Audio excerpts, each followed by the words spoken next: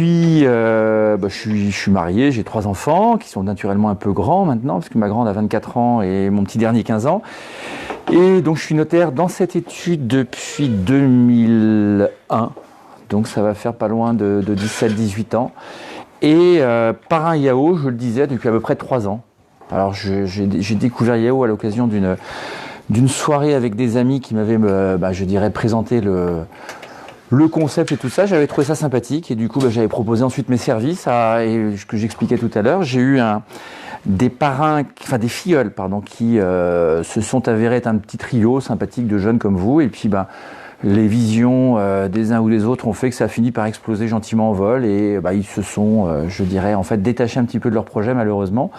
Donc je me retrouve aujourd'hui sans filleul, mais je postule parce que je trouve que justement voilà l'intérêt d'avoir justement ce mixage générationnel et d'expérience, pour nous c'est très enrichissant aussi quand on est parrain, parce que c'est vrai que ça garde aussi un contact avec justement des jeunes entrepreneurs, et moi j'ai toujours beaucoup aimé ça. Avant d'être quand je me suis installé notaire en 2003, j'ai été aussi tout de suite en fait dans la mouvance du CJD, du Centre des jeunes dirigeants, et c'est vrai que ça apporte beaucoup d'enrichissement dans par les rencontres en fait qu'on peut y faire. Et puis là j'ai poursuivi il y a 3 ans maintenant en fait dans un mouvement après le CJD. Enfin, j'ai gardé le CJD, mais maintenant en tant qu'expert pour être simplement garder un petit peu du lien avec les collègues de l'époque. Et maintenant je fais partie en fait de ce qu'on appelle les APM. Vous apprendrez peut-être ce que c'est aussi. C'est des associations pour le management où on a des réunions mensuelles pour avec un gars ou une personne qui vient en fait faire une présentation sur un truc assez pointu en général, et c'est vrai qu'on est des groupes d'une vingtaine, et partant de là, c'est vrai que c'est des journées on a une journée par mois, mais qui est d'une puissance et d'un intérêt absolument, absolument génial. Donc voilà, n'hésitez surtout pas, à mon avis, à vous inscrire dans ces choses-là quand ça se présente à vous, parce que c'est riche, et puis ça sort surtout un petit peu la tête de son guidon directement. Alors, j'avais proposé, j'avais été sollicité justement pour organiser ce café des filleuls, d'aborder éventuellement des petits sujets, plus pour en fait vous alerter sur ou créer des réflexes, on va dire un petit peu de dire tiens, si j'ai besoin d'avoir un renseignement là-dessus, il faut peut-être pas que j'aille, je dirais, les yeux un petit peu bandés ou la fleur au fusil en disant ça va bien se passer. Il faut toujours avoir une approche d'anticipation, et en tout cas de savoir éventuellement ce qu'on peut faire avant de ne pas le faire ou de mal le faire tout simplement. Donc on va aborder comment entreprendre, qu'on soit en célibataire ou qu'on soit en couple, balayer éventuellement l'intérêt de créer des sociétés. On n'est pas obligé quand on entreprend de créer une société, et puis comme vous serez certainement amené aussi dans le cadre de vos progressions, peut-être à quitter des logiques de pépinière ou autre chose, à peut-être aussi un jour prendre un local commercial ou autre, savoir un petit peu les petits pièges à éviter. On a un sujet qui pourrait nous tenir une journée, donc ça n'a l'air de rien, mais il y a pas mal de choses à dire, donc je vais essayer de le faire assez concentré, et s'il y a besoin, je vous enverrai le PowerPoint que je vous soumets ici. Donc, je disais d'abord célibataire ou en couple, parce qu'en fait, quand on entreprend, je dirais qu'en célibataire, on ne se pose pas forcément les mêmes questions. Quand on est célibataire, on peut vivre seul. Alors célibataire, j'entends en tout cas, on peut vivre maritalement, mais dès qu'on n'a pas de lien d'union, que ce soit par un Pacs ou par un mariage, on a la qualité de célibataire. Et à ce titre-là, donc en fait, quand on veut créer, on a différentes solutions aujourd'hui. C'est de créer son entreprise individuelle. Je ne crée pas de société, je n'ai pas de statut, je n'ai pas de frais d'immatriculation de la société. J'ai juste en fait à m'identifier au répertoire des métiers ou à la chambre de commerce, pour en fait obtenir un SIREN et puis éventuellement pouvoir commencer. Je peux depuis quelques années créer une entreprise individuelle à responsabilité limitée. Alors la responsabilité limitée, on va la voir aussi au travers des sociétés tout à l'heure. L'intérêt, vous le comprenez bien, c'est dans le mot, c'est responsabilité limitée. Je limite mes engagements professionnels et les risques de mauvaises affaires à ce que j'ai décidé d'affecter pour mon entreprise. Donc, en droit, une personne, normalement, détient un patrimoine. Je suis une personne, j'ai un patrimoine unique. Et par ce biais-là, l'entreprise à responsabilité limitée, on dissocie un deuxième patrimoine, donc on va appeler pour une même personne le patrimoine professionnel. Et les créanciers n'auront de gage ou de recours que sur ce patrimoine professionnel, et on met de côté et à l'abri le patrimoine personnel. D'accord ? Ça, c'est le principe. Parce qu'après, on vous invitera toujours, souvent, quand vous avez des engagements à faire des cautions, des choses comme ça. Donc là, en fait, on fait le lien, en tout cas, entre les deux. Mais une fois qu'on a fini ces engagements, de caution ou autre, en fait, on retrouve la responsabilité limitée et affectée au patrimoine professionnel. Néanmoins, pardon, Non, mais allez-y, c'est plus sympa d'échanger. Justement, moi, quand j'ai créé ma société, il y avait cette problématique qu'aucune banque ne me prêtait sans hypothèque ou caution personnelle. Et donc, je me suis retrouvé en fait à trouver aucun financement en fait. Toujours, c'est ça. C'est là qu'en fait, il y a des principes, et puis après, il y a la réalité du terrain. C'est-à-dire qu'en fait, le banquier n'aime pas être le seul à prendre des risques. Ça, c'est un postulat. Il prend des risques toujours mesurés ou limités. Et il préfère se dire qu'en fait, si vous devez lui laisser une ardoise, autant qu'elle soit ou partagée ou qu'elle soit assumée par quelqu'un d'autre, l'ardoise, mais pas par lui. Donc le URL, dans quel cadre alors ? Le URL, c'est si on n'a pas forcément trop besoin de capitaux pour se lancer. Ça arrive. Quand vous êtes dans de la prestation de service ou autre, parfois on a besoin d'avoir un ordinateur, un peu de matière grise et une bonne volonté. Je dirais qu'on n'est pas obligé dans ces cas-là d'avancer. C'est vrai que si maintenant vous avez des investissements matériels un peu plus importants, faire du développement ou autre, où il faut lever des fonds, le URL effectivement peut se révéler un petit peu limité. Et on verra, pour moi en tout cas, c'est pas... J'en ai pas encore vu. On va dire en fait des gens qui entreprennent en EIRL. Et j'en vois quand même passer quelques-uns. Ça va faire 4-5 ans que ça existe, je crois, le EIRL. J'en ai jamais vu. Donc ça doit exister. Ça existe sûrement. Mais je ne pense pas que ce soit la solution, ou en tout cas pour assurer un développement. Et je vais expliquer pourquoi tout à l'heure. Alors, toujours pareil, quand on est en célibataire ou en entreprise individuelle, on peut, ce qu'on appelle, faire une déclaration d'insaisissabilité. Il faut réussir à l'enfiler. Ça s'entraîne naturellement avant. Donc l'insaisissabilité, c'est quoi? C'est applicable à partir du moment où on n'est pas en société déjà. Donc ça limite beaucoup de choses. C'est-à-dire qu'en fait, dès qu'on est en société, en SARL ou autre chose, ou même dans une société où vous n'avez pas une responsabilité limitée, eh bien vous n'avez plus accès à cette déclaration d'insaisissabilité. Donc ça limite vachement, en clair, aux entreprises individuelles. La déclaration d'insaisissabilité, c'est un document qu'on fait chez un notaire où on dit « ma maison, mon appartement, je la déclare insaisissable ». Donc ça veut dire que, quelle que soit la situation d'après, mes créanciers ne pourront pas exercer un recours dessus. Donc même si je suis en décufiture, en liquidation ou autre, normalement, je ne risque pas de me faire sucrer, en tout cas, ma résidence principale. Donc c'est un document fait chez un notaire. Pourquoi? Parce qu'une fois qu'il est signé, nous, on va faire une démarche où on va en quelque sorte mettre un sticker sur le bien au niveau d'un fichier qui est tenu en fait par, je dirais, par l'État, qui s'appelle initialement la conservation des hypothèques, aujourd'hui le service de la publicité foncière. C'est là qu'en fait on enregistre toutes les transactions immobilières et qu'on met à jour tout ce qui est cadastre ou autre chose. Et dès qu'on a besoin d'avoir un renseignement sur quelque chose, sur un bien immobilier, on va interroger ce fichier-là. Et donc du coup, si on voulait prendre une hypothèque dessus, celui-là, j'ai pas le droit, j'ai une déclaration d'insaisissabilité. D'accord? Donc ça sert. Mais c'est pareil, c'est assez limité et ça ne joue que pour les dettes qui auraient été contractées avant, à partir du moment où c'est fait. Et on revient à ce que vous suggériez tout à l'heure, c'est que le banquier qui voit qu'il y a une déclaration d'insaisissabilité, il va vous dire écoutez, non, je ne vous prête pas parce que le seul gage que vous aviez, c'était votre bien, même s'il y a un prêt dessus. Donc écoutez, vous levez l'insaisissabilité et là je vous prêterai des sous. Donc lui, il a accès à cette information-là. Non, mais c'est vous de toute façon, vous allez être obligé de le lui dire.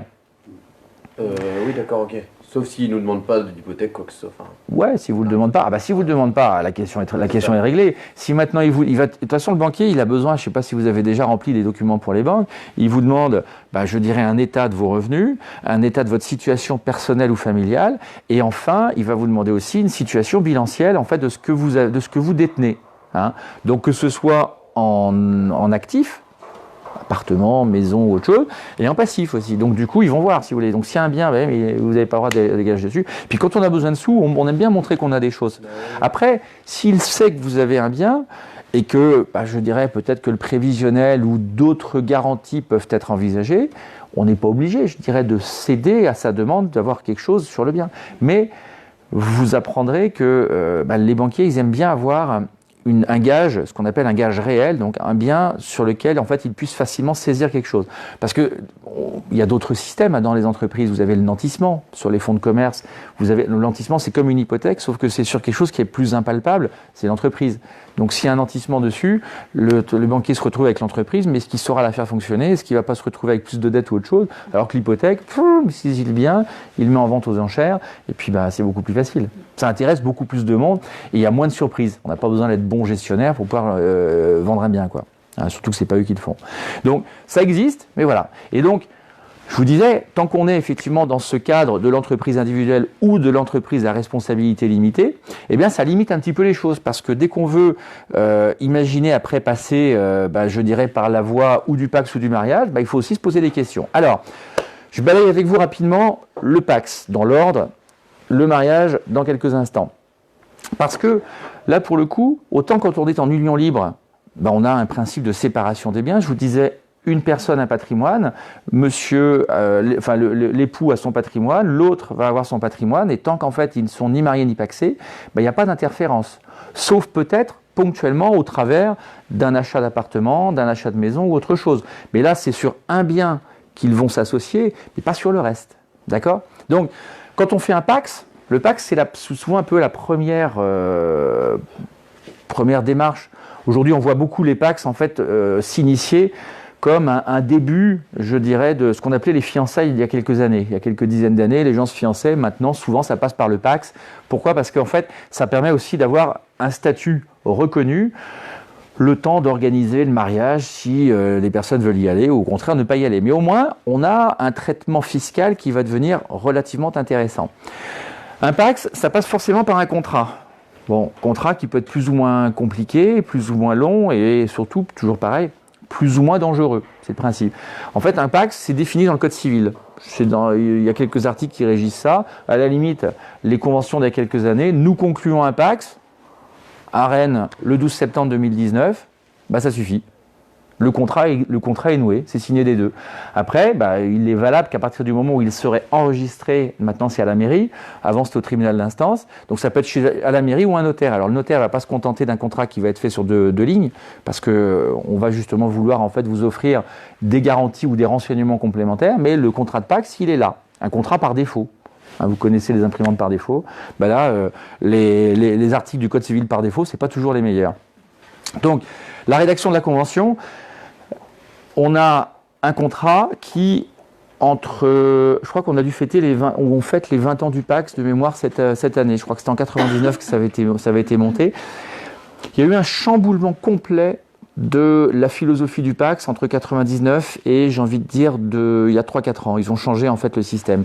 En 99, quand vous signez comme ça, je conclus un PACS, nous concluons un PACS, eh bien ça faisait qu'en fait tout ce que vous achetiez après le PACS était automatiquement 50-50. Et je dis automatiquement, parce que même s'il y en a un seul qui paye et l'autre qui ne paye pas, c'était 50-50. Donc c'est embêtant. Vous achetez un appartement, sans le savoir, vous en faites un cadeau de la moitié à votre conjoint. Bon, alors, en faire la moitié d'un cadeau, je veux bien, c'est sympa de faire des cadeaux, ou de se faire des cadeaux, mais c'est bien déjà de savoir déjà quand on les fait. Alors, vous faites un cadeau sur le titre. Naturellement, si vous avez financé 100%, votre conjoint, vous pourrez lui dire, ou partenaire, pardon, parce que dans le PACS, on appelle ça des partenaires. Eh bien, vous pouvez lui demander naturellement qu'il vous rembourse la moitié le jour où vous voudrez vendre, mais le jour où vous voulez vendre, comme vous êtes deux propriétaires, il faut que les deux soient d'accord. Donc, vous avez payé tout seul, peut-être que vous vous ferez rembourser, mais en attendant, si vous voulez vendre et que l'autre ne veut pas vendre, ça peut être compliqué.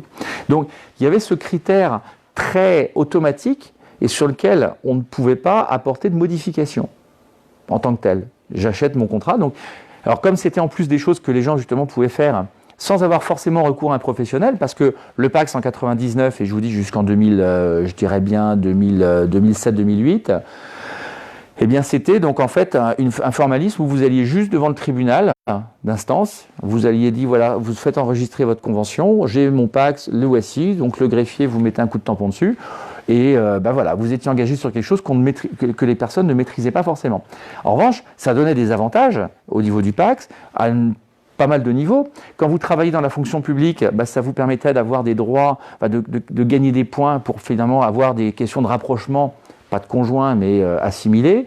Ça vous permettait aussi, et ça c'est important au niveau notamment de la fiscalité, ça vous permettait d'avoir un allègement des taxes que l'État perçoit lorsqu'il y a des questions de décès.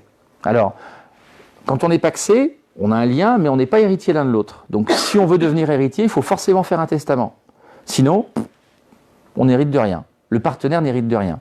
Et c'est les héritiers légaux.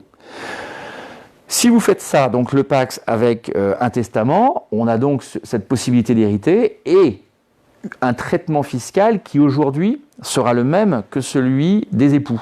C'est-à-dire que le partenaire de Pacs ne paye pas de droit de succession.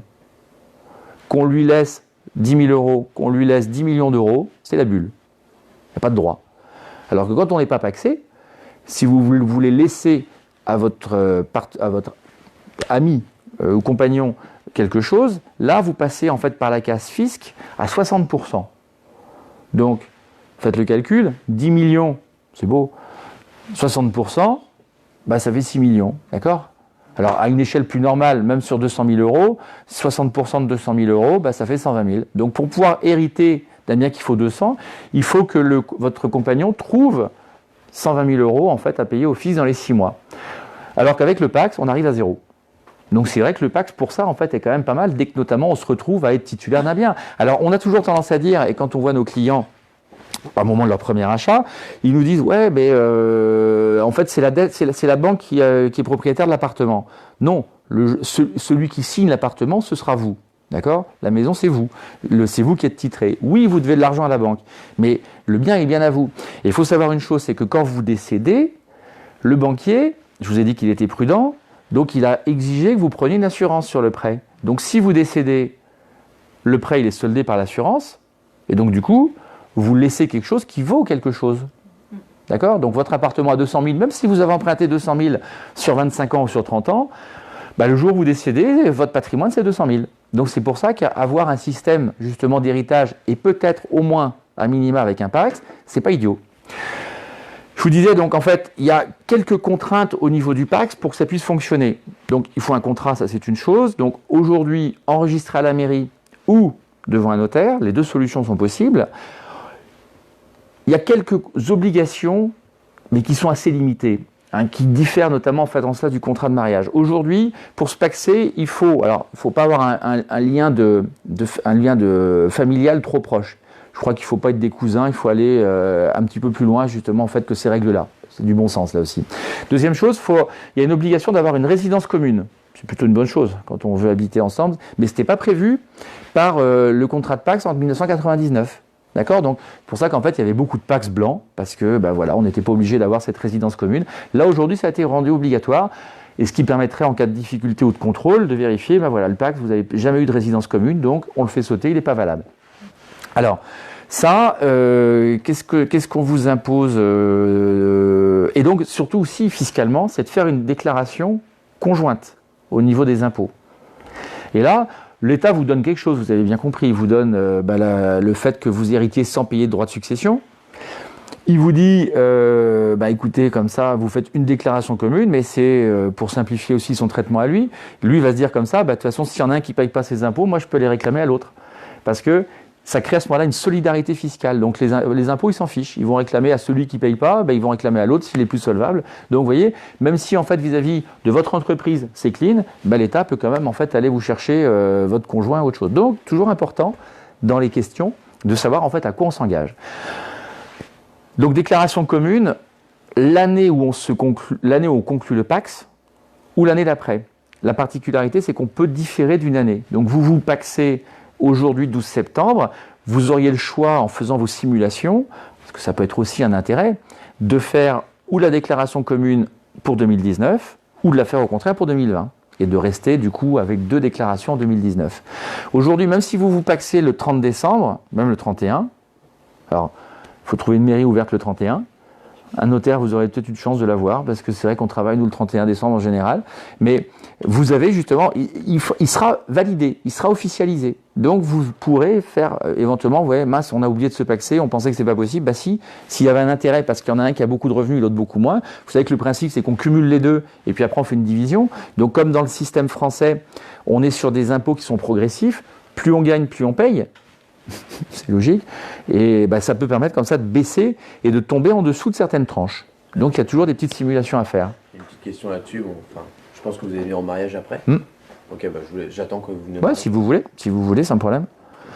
Donc, le Pacs, alors il y a la grosse différence, on va dire, aujourd'hui avec le mariage, parce qu'aujourd'hui, le Pacs, c'est un quasi-mariage aujourd'hui. À ceci près qu'on n'aura pas la même flexibilité sur la manière d'organiser la protection du survivant, parce qu'on a toujours un petit bonus pour le mariage par rapport au Pacs. Et pourquoi on a cette petite différence de traitement?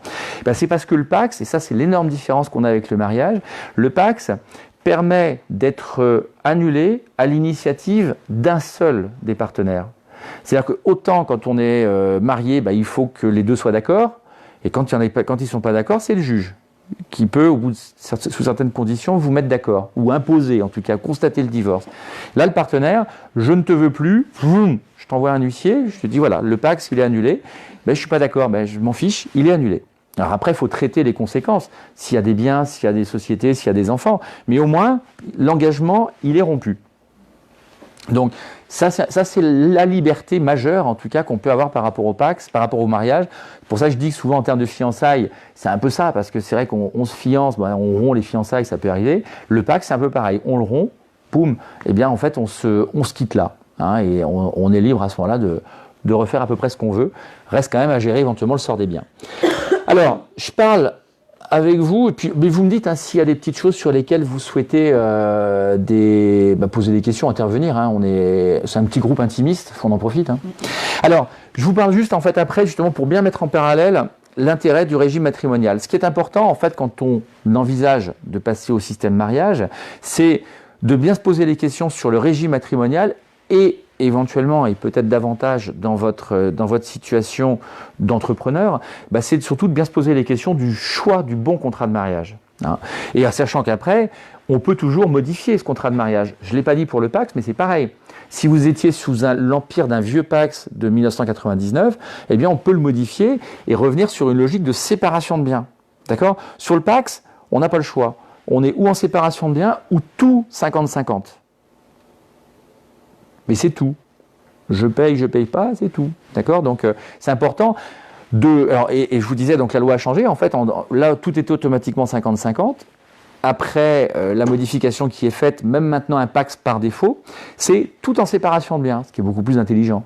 Parce que, compte tenu de la fragilité de ce contrat, je me Pacs, je me dépaxe. Il n'y a pas de délai, on ne vous impose pas. Le lendemain ou la semaine d'après du Pacs, vous pouvez le rompre.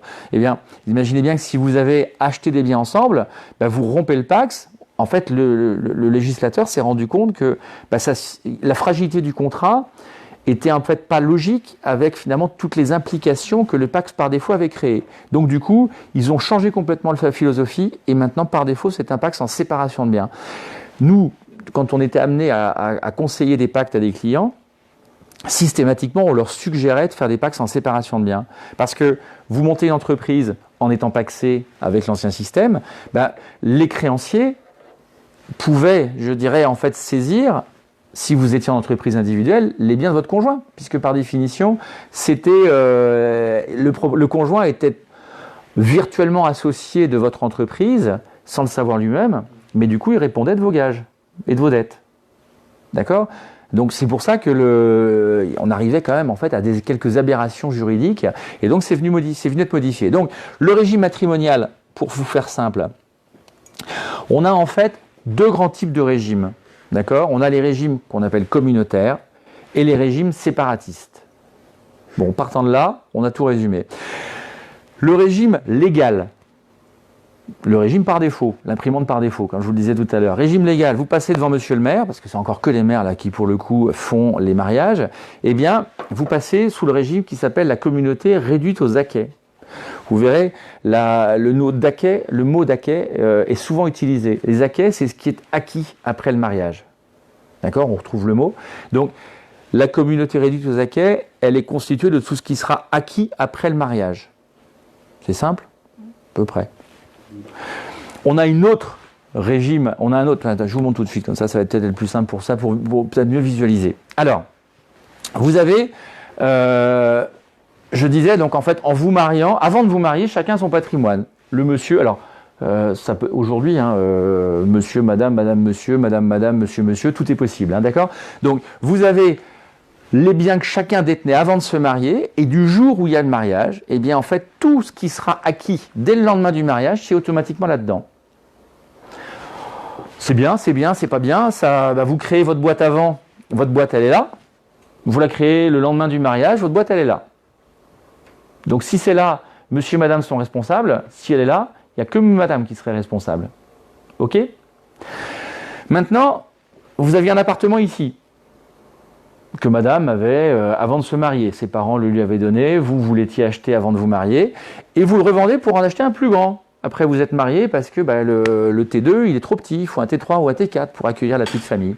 Eh bien, si madame vend son appartement 100 000 et que vous en en rachetez un qui vaut 300, comme il a acheté après le mariage commun, c'est logique, mais madame pourra faire un lien entre guillemets rattaché, parce qu'elle avait 100 000 dans son patrimoine d'origine, et dire attention, ouais, on achète 100 000, mais je finance 100 000 avec un bien qui m'était propre.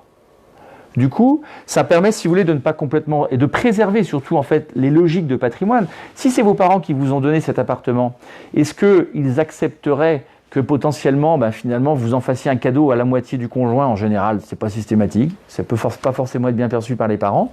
Donc du coup, la communauté, si vous achetez cet appartement de 300 000, dans la communauté, on aura 300 000, mais la communauté, finalement, ne vaudra que 300 moins les 100, puisqu'en fait, on aura fait ce lien entre le patrimoine ici et le patrimoine commun.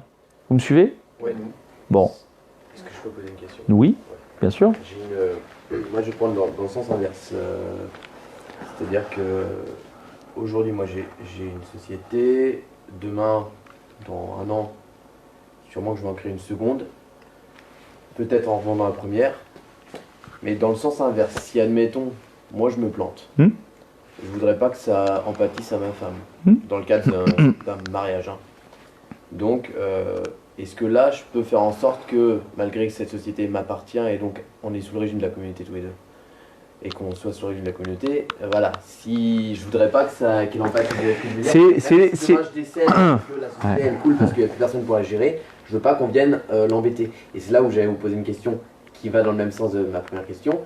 Comment je fais pour protéger ma famille et ma femme pour que personne vienne les embêter si jamais je décède ou si jamais je fais n'importe quoi d'un point de vue du travail? Alors vous posez des questions qui sont très souvent omises d'être traitées notamment par les avocats ou par les experts comptables. Quand vous avez des avocats d'affaires, souvent ils vont vous dire tiens, on peut se refinancer la société, vous savez, on peut faire des LBO, des EBO, des machins comme ça. Il faut faire gaffe à ça parce que justement, vous avez votre boîte ici, patrimoine propre. Vous voulez vous la refinancer. Si c'est après le mariage, bien commun, forcément. Vous créez votre nouvelle société, bien commun. Sauf si vous la créez avec quelque chose qui vous appartenait à vous. Comment? Éventuellement. Mais la chronologie va être vachement importante. Parce que si vous ne justifiez pas que c'est avec de l'argent propre à vous que vous créez la nouvelle, c'est-à-dire qu'en fait, pour des raisons de commodité, vous créez la société, la nouvelle, avant d'avoir vendu l'autre. Vous avez beau dire, mais je vais la financer avec l'autre. Non, parce que vous l'aurez financé avec de l'argent commun. D'accord? Il faut que ma femme justifie qu'après mon décès, que cet argent-là, il avait été pris du patrimoine. Oui, mais ça ne marchera même pas. Parce que vous l'aurez... Qu'est-ce qui prouve? L'argent, ah oui, tiens, communauté réduite aux acquets, tous les revenus, ce qu'on appelle les gains et salaires, c'est automatiquement commun. Aussi.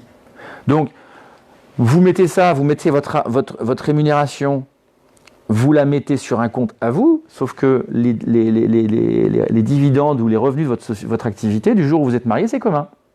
Donc, même si c'est sur votre compte à vous, madame, elle a droit à la moitié dessus. Oui, ça ne me dérange pas. Oui, mais justement, c'est parce qu'en fait, à ce moment-là, vous ne pouvez pas retracer le fait, vous ne pourrez pas justifier le fait que c'était de l'argent à vous.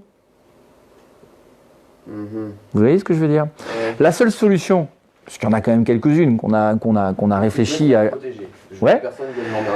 Alors la seule solution, pour moi en tout cas, celle qui pourrait faire que ça ne soit pas discutable, ce serait que vous constituiez la nouvelle société avec de l'argent que vos parents vous donneraient. Constituer la société, je dis bien. Il n'y a pas besoin d'un capital énorme. Parfois, vous mettez 500 €, 1000 €, on s'en fiche. Si c'est de l'argent comme ça que vos parents vous donnent. On transmet par le sang en France, d'accord? Donc vos parents vous donnent quelque chose, c'est qu'à vous, c'est pas au conjoint. Donc à ce moment-là, en fait, on justifierait le fait que l'argent, en fait, donc, vient de vos parents. Ils vous filent 500 balles, 1000 euros. On fait quand même une petite déclaration officielle, comme ça, pour que vis-à-vis des impôts, eh bien, ce soit déclaré. Ça n'engendrera pas de frais particuliers. Et à ce moment-là, je dirais, madame, dans les statuts, on lui fait reconnaître que c'est bien de l'argent des parents. Et comme ça, elle ne peut pas revenir le contester ensuite. Si c'est une holding qui donne l'argent à M. Kefelec pour... Ah si c'est une holding, attention, il faut savoir... Ça dépendra si c'est des dividendes ou pas des dividendes ou du résultat ou autre chose. C'est pas simple. Hein. Normalement, la holding, si vous l'avez créée avant avant de monter votre société, et avant de vous être marié, elle est propre. Donc logiquement, tant que les dividendes n'auront pas été distribués, c'est propre. Et souvent, c'est par la holding que vous allez créer la nouvelle. Donc si la holding est propre, les filiations vont être propres. Mais si c'est une nouvelle société créée sans notion de holding ou autre chose après le mariage, c'est commun. Donc c'est assez pervers pour ça le contrat de le régime de la communauté. Je vous donne un autre exemple. Je prends toujours mon appartement de 100 000 euros, d'accord, que madame avait reçu, ses parents, mettons, le lui avaient donné. Il y a un ravalement qui est à faire, il y a la toiture à refaire sur l'immeuble. Donc il faut faire un prêt. D'accord ? On n'a pas forcément les sous pour pouvoir payer ça. Il y a 10 000 euros de crédit à faire, ou 20 000 euros, et madame se dit, de toute façon, l'appartement, aujourd'hui, c'est des loyers, donc moi, j'ai 600 euros par mois qui tombent comme ça, donc je vais faire un prêt où je vais toucher les 600 euros par mois, et ça va me permettre de payer mon prêt. Attention, vous faites des travaux sur un bien de madame, mais financés avec les loyers. Et les loyers, c'est des revenus. Donc les loyers sont communs. Donc, lorsqu'il y a séparation ou divorce, ou décès, il faudra qu'on reconstitue la communauté, c'est-à-dire que la communauté, madame, aura pris de la valeur, enfin son bien aura pris de la valeur, et elle devra, ce qu'on appelle une indemnité à la communauté, parce qu'en fait, elle aura piqué de l'argent, légalement, à la communauté, donc il faut toujours regarder en fait d'où viennent les flux. Et là, c'est pas toujours simple. Vous voyez bien aussi, tout à l'heure, vous prenez le cas de votre société ici, les dividendes que ça vous génère, madame, elle a droit à la moitié. Et encore une fois, même si c'est mis sur un compte à votre nom, le compte à votre nom, on s'en fiche. Vous créez même un compte épargne à votre nom, à partir du moment où il est ouvert après, le compte épargne, il sera commun. Même si vous le financez avec de l'argent que vos parents vous ont donné. Alors après, si c'est vos parents qui vous donnent de l'argent, on peut justifier que c'est là. Mais vous voyez, ce qui est très important dans la communauté, c'est d'avoir finalement une faculté à assurer une vraie traçabilité en fait, des flux d'argent et être super rigoureux. Quoi. Si on fait un virement de nos parents pour qu'ils nous refassent un virement, l'argent vient d'eux, on leur a fait un don et eux nous ont fait un... Alors pourquoi vous leur faites un don ? Parce qu'en fait, c'est mes parents qui vont me... Moi, je refuse que ce soit mes parents qui me donnent de l'argent. Par contre... En fait, l'idée pour moi, si c'est vous qui remontez, mais si vous donnez de l'argent à vos parents, vous prenez de l'argent de la communauté. Ah oui, d'accord, ok. D'accord. Ah non, mais c'est le serpent qui se mord la queue. Hein. Mais si vous avez la holding en bien propre, constituée avant le mariage, j'ai envie de dire, c'est tranquille. Ça, c'est pas le cas. Voilà. Donc la holding, elle est commune. Bah ouais, elle sera commune, ouais. On va y venir, je vais vous proposer une autre solution plus compliquée. Okay. Pour la société, c'est valable jusqu'au nombre de parts, c'est-à-dire que si on a 3 associés, ça va jusqu'au 33%. Ouais, bien sûr. Alors, il faut distinguer deux choses dans une société. Vous avez ce qu'on appelle le titre et la finance. Je souscris, moi, vous, par exemple, vous prenez des parts dans une société avec votre mari, vous vous associez avec 3 associés, vous prenez 33% des parts, c'est vous qui serez l'associé. En revanche, on va prévoir que le conjoint, on va lui proposer, si vous êtes marié en communauté, on doit lui proposer de devenir associé ou pas. Parce que forcément, vous utilisez de l'argent par défaut de la communauté. Donc, l'associé, souvent, on va lui dire de toute façon, tu n'as rien à faire dedans, tu ne connais pas. Donc, souvent, l'associé va renoncer à être associé. Il va renoncer à avoir le titre. Mais la finance, comment on aura payé le capital social, c'est avec de l'argent commun. Donc, sans être associé, le conjoint aura droit quand même à la moitié de la valeur et donc, en fait, sera responsable de la moitié des engagements. D'accord ? Donc, c'est pas toujours simple en fait de manier le régime de la communauté avec les sociétés. Parce qu'en fait, on se dit, bah tiens, tout est à mon nom, c'est moi qui fais ci, c'est moi qui fais ça. Et pensez bien aussi à une chose, la société que vous vous revendez à une holding créée après le mariage, le bien qui est propre devient commun. Alors même si la communauté, entre guillemets, vous vendez votre boîte à 300 000 €, vous la refinancez sur 300 000, votre patrimoine ici sera créancier de 300 000 € comme on l'a vu tout à l'heure pour l'appartement à l'égard de la communauté.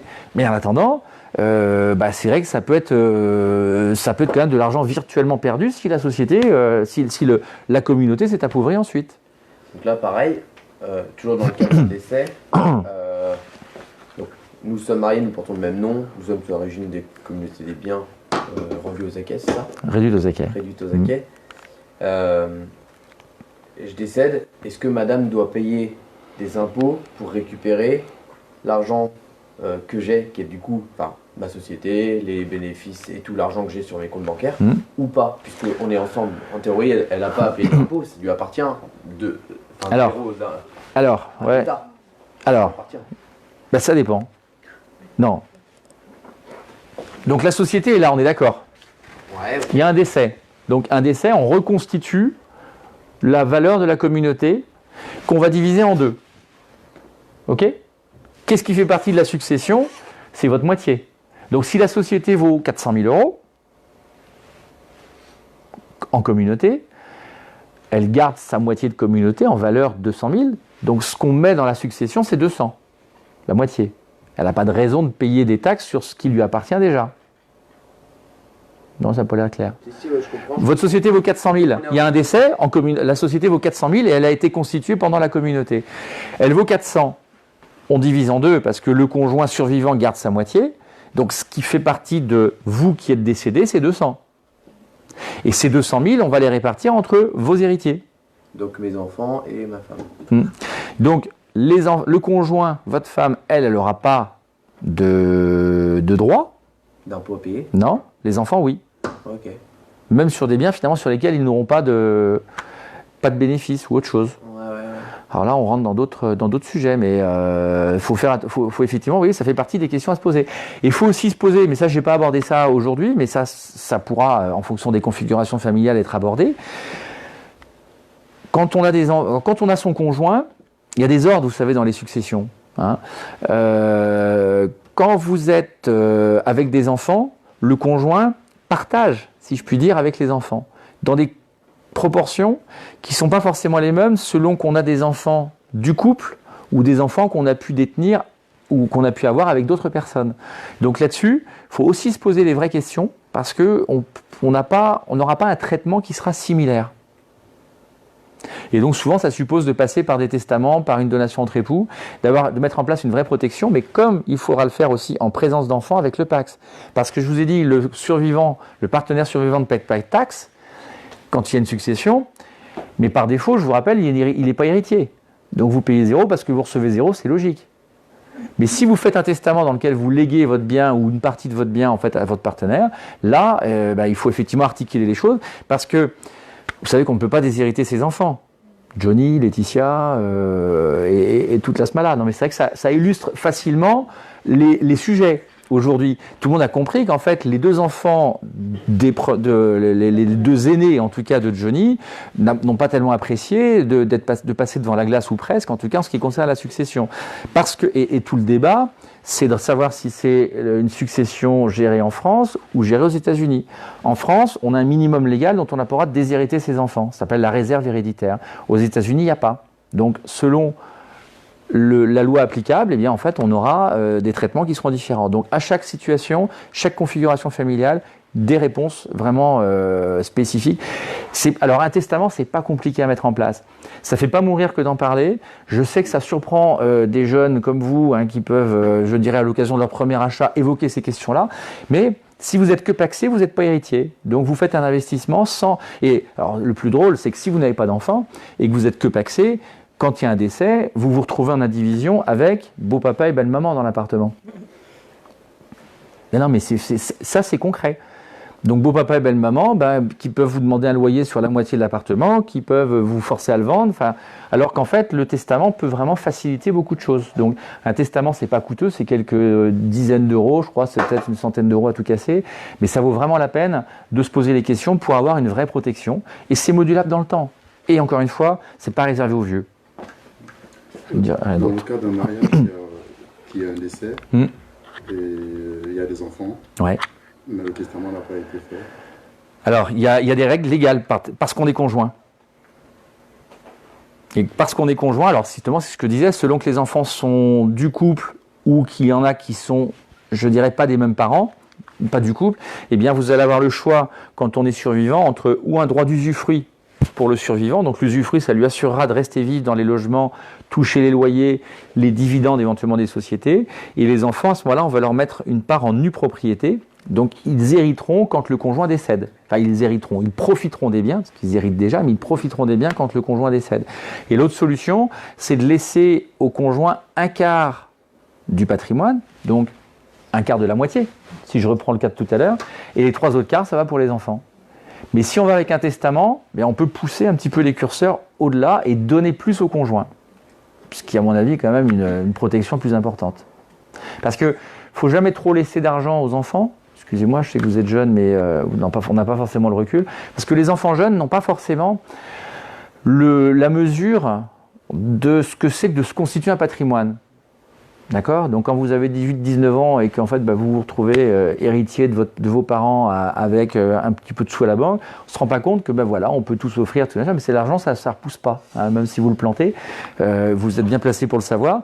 Donc voilà, c'est vrai que ça peut partir très très vite. Alors vous, je dirais que vous avez acquis un grade d'expérience et où vous savez que pour gagner les premiers euros, il faut bosser et ça met du temps et il ne faut pas les dépenser trop vite. Mais parce que vous avez déjà franchi ce pas d'être entrepreneur. Pour d'autres personnes qui sont qu'étudiantes, l'argent tombe, ça file. Ça file. Pas protéger ça, en ayant un tuteur légal pour ces gamins-là. Voilà, mais tout ça, ça s'organise. Okay, ouais. C'est pour ça, et ça peut même s'organiser avec un testament. Donc ça, c'est vraiment, je dirais, dès qu'on devient un petit peu responsable, entrepreneur, propriétaire, j'ai envie de dire surtout parent, ça vaudrait la peine de se renseigner, en fait, en tout cas auprès de votre notaire, et puis de poser peut-être une petite question. C'est une petite consultation, ça peut durer une demi-heure, 1 heure, mais au moins vous aurez comme ça, en fait, je dirais, des situations ou des réponses surtout en fait à vos situations, pas forcément compliquées, mais au moins vous saurez où vous en êtes et ce qu'il faudrait peut-être mettre en place. Et c'est pas forcément des choses ni coûteuses ni compliquées. Je précise qu'en général, les consultations chez les notaires sont gratuites. La première. Alors non, parce que je vais vous dire, on a un système où en fait où on ne facture pas au temps passé. D'accord ? Donc en général, la première, alors après c'est vrai que si vous venez toutes les semaines, passer 1 heure pour dire tiens j'ai réfléchi, j'ai pas compris, il y aura peut-être un moment où il y aura peut-être une discussion financière. Mais en général, si vous voulez, en 1 heure, on a le temps de balayer énormément de choses avec les clients. Alors, mais je dis pour nous, mais pour d'autres confrères c'est pareil. Hein. C'est rare que la première, c'est rare, c'est ça que les consultations soient payantes. Voilà, il faut donner aussi leur chance aux jeunes et aux moins jeunes. Bon.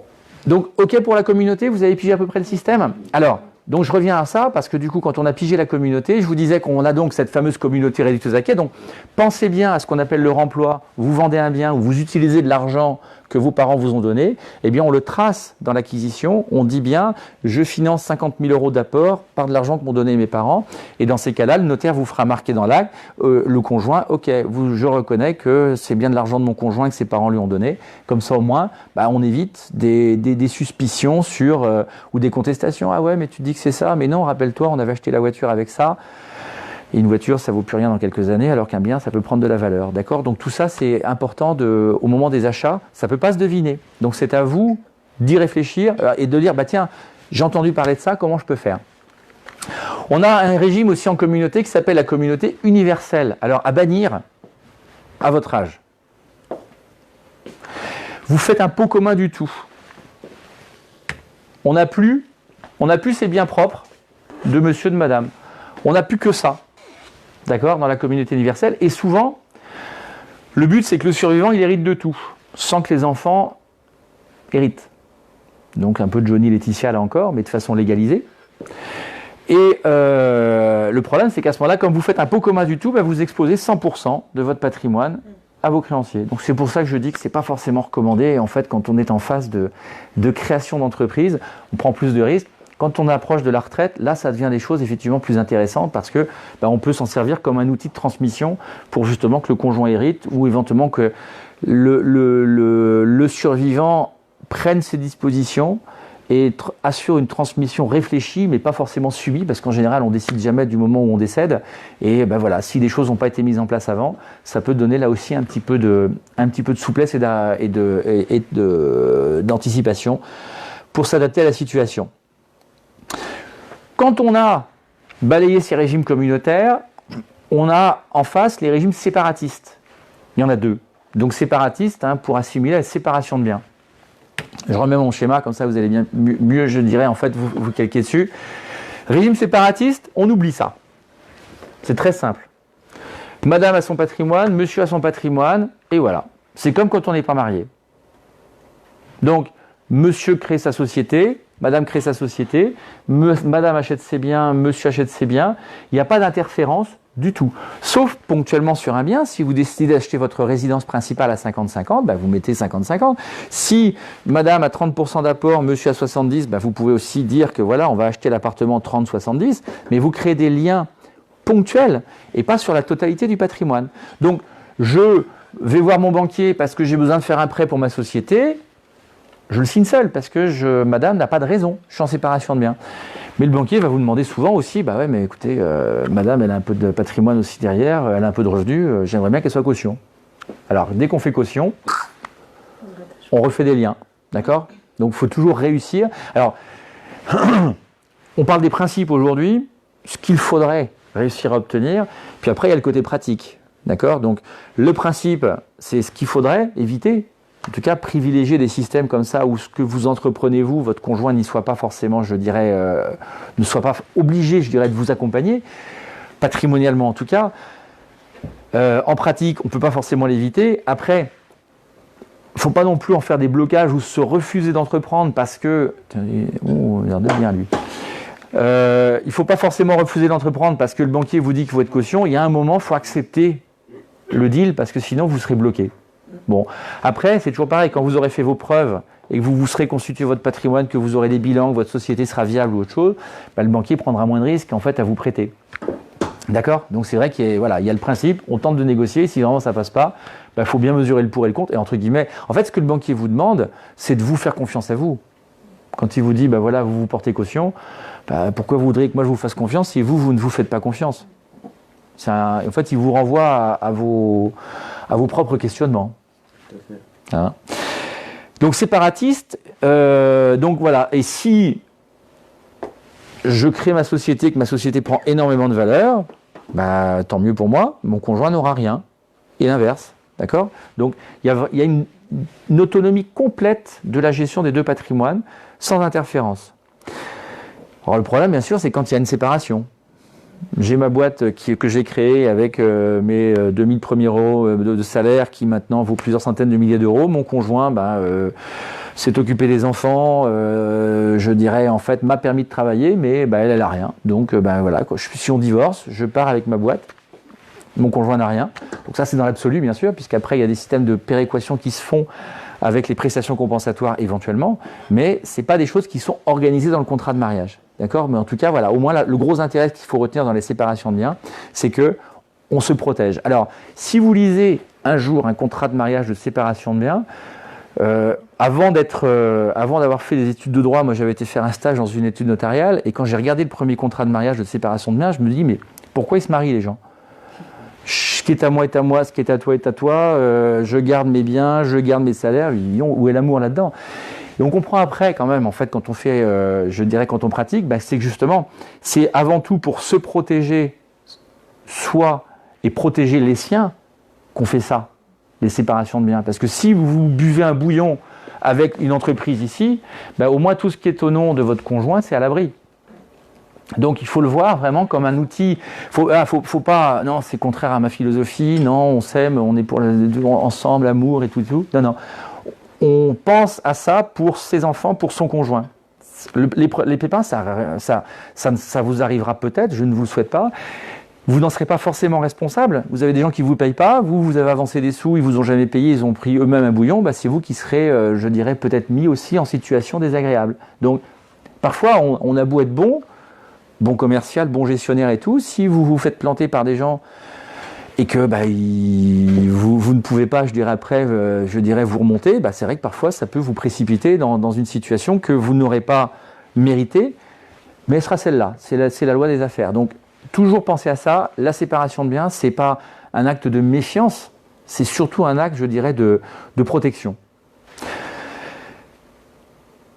Il y en a un deuxième régime de séparation de biens que j'évoque juste avec vous, qui s'appelle la participation aux acquets. On retrouve, je vous ai dit le mot acquet. C'est quoi ça? C'est un régime en fait où on va faire un mixage de la communauté et de la séparation de biens. Je m'explique. J'ai deux patrimoines, monsieur et madame, quand on se marie. Pendant qu'on est marié, on va rester en séparation de biens. D'accord? Donc j'ai donc en fait le patrimoine de madame, le patrimoine de monsieur, et on va faire une photographie de ce patrimoine au jour où on se marie. D'accord? On dit voilà, j'ai ça, j'ai un appartement qui vaut 50 000 euros, moi j'ai 0. D'accord? J'ai peut-être même moins, c'est pas grave, on va partir de 0. Le patrimoine, pendant le mariage, va évoluer. Je crée ma boîte, je fais des investissements, j'hérite. Et donc, on va faire, le jour où on a besoin de faire les comptes, en clair, décès ou divorce, on va regarder en fait le niveau de patrimoine atteint par chacun des époux. Alors, j'ai pas prévu de papier, j'en suis désolé. Non mais bon, on va faire un truc simple. Je pars de 0 pour un, 100 000 pour l'autre. D'accord? Donc ça, c'est la photographie au jour du mariage. Il y en a un qui, je dirais, parce qu'ils ont acheté l'appartement, la maison et autre chose, celui qui avait 0 est arrivé à 100 000. D'accord? De patrimoine, quand il divorce ou quand il décède. Le deuxième qui est parti de 100, il arrive à 1 million. Parce qu'il a créé une boîte qui a pris pas mal de valeur. On va regarder l'enrichissement réalisé pendant le mariage. 100 000 à 1 million, fait 900. Ok? L'autre, 100 000. Donc ça fait au total, l'enrichissement du couple, il est de 1 million. Et on va regarder lequel a plus profité de l'autre du mariage. Celui qui a 900. Donc celui qui a 900 doit indemniser celui qui n'a bénéficié que de 100 pour rééquilibrer les choses dans ce qui aura été le mariage. Ok, donc ils se sont enrichis d'1 million au total, 900 plus 100, on arrive à 1 million, la moitié elle est où? Elle est à 500. Donc celui qui a les 900 va verser 400 à celui qui avait 100. Comme ça, celui qui avait 100 pendant le mariage, celui qui a constitué 100 000 va arriver à 500 d'enrichissement du couple pendant le mariage. L'autre qui était à 900, il va retomber à 500 d'enrichissement du couple, donc on sera équilibré, mais lui, il aura toujours ses 100 000 d'origine. Vous me suivez à peu près ou pas? Donc ça permet, si vous voulez, de faire profiter le couple des enrichissements de l'autre. Il y a un côté moins radical que la séparation de biens. L'autre, quand on est en séparation de biens pure, le gars qui a monté son patrimoine à 1 million, il part avec son million. Et le conjoint, s'il a que 100 000, il part avec ses 100 000. Donc là, ça permet de rééquilibrer les choses. Après, l'inconvénient, c'est que ça suppose de savoir réellement, je dirais, faire un truc que les couples ne font jamais, c'est un bilan tous les ans. Parce que quand vous avez votre boîte, vous avez un bilan tous les ans, votre comptable le fait, donc vous savez à peu près ce que vous avez dépensé, où vous avez investi. Dans votre couple, je vous mets au défi de le faire, et surtout de garder l'historique sur la durée de votre couple.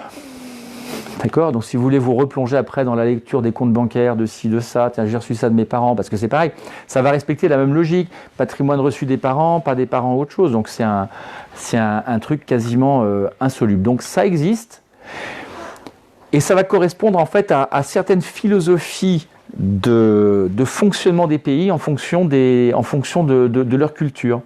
Je donne un exemple. En France, régime de communauté réduite aux acquets. D'accord? En Angleterre, le régime par défaut, c'est la séparation de biens.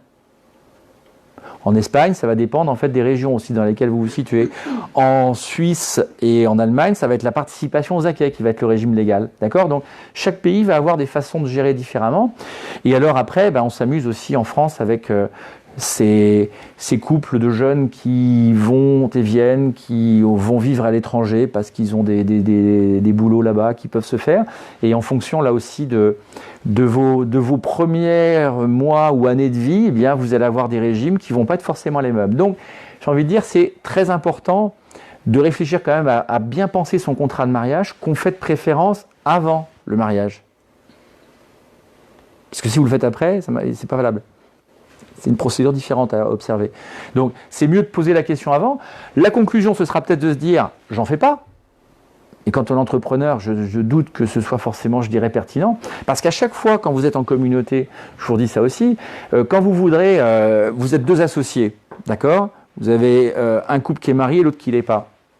Vous voulez faire venir un 3e associé dans la boîte. Il va falloir que votre conjoint, le conjoint de celui qui est marié, même s'il n'est pas associé, à chaque fois, soit d'accord.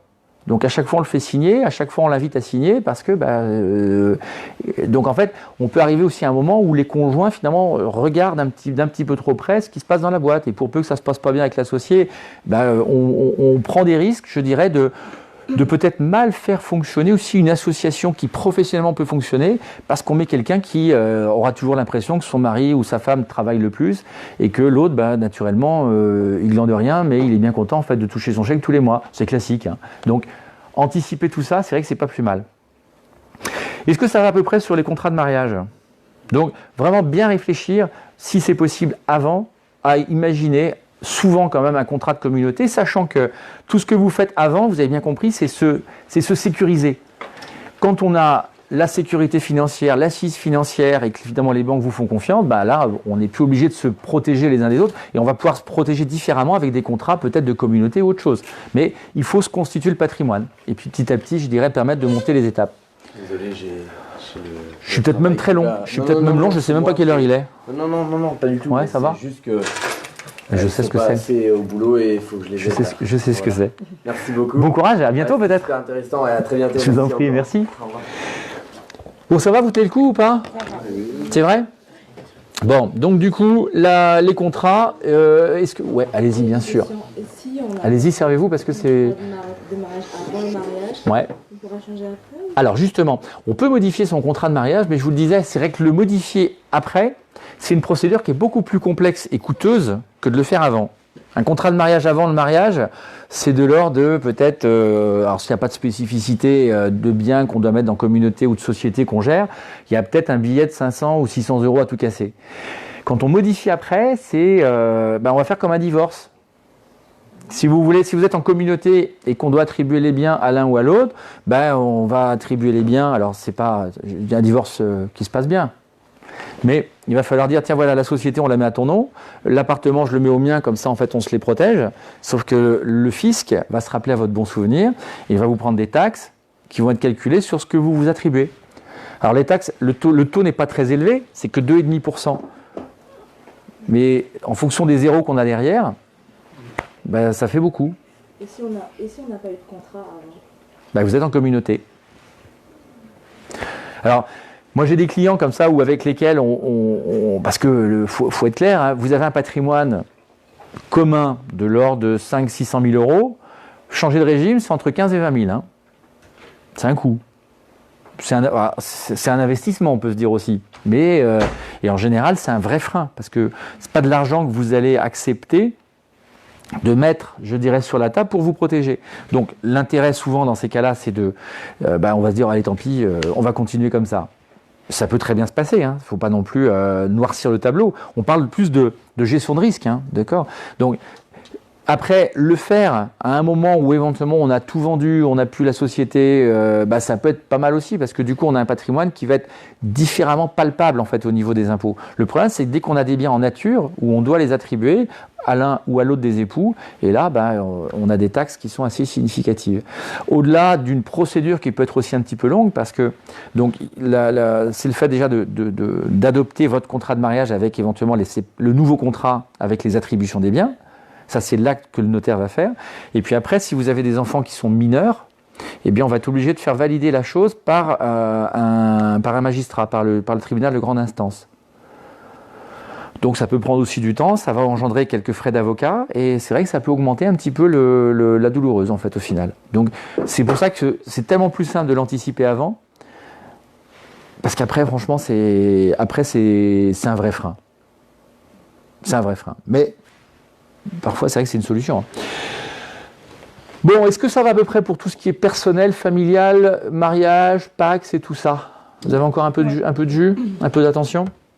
Alors, je voulais vous parler après de l'intérêt de créer une société. Vous l'avez peut-être déjà fait les uns ou les autres. Balayez en tout cas un petit peu des petits rappels selon les 2-3 choses peut-être utiles. Alors, en quelques mots, donc, on peut créer naturellement ou transformer son entreprise en société.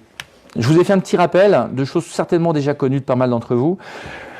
Sociétés les plus couramment utilisées quand on rachète une boîte, c'est la SARL ou l'EURL.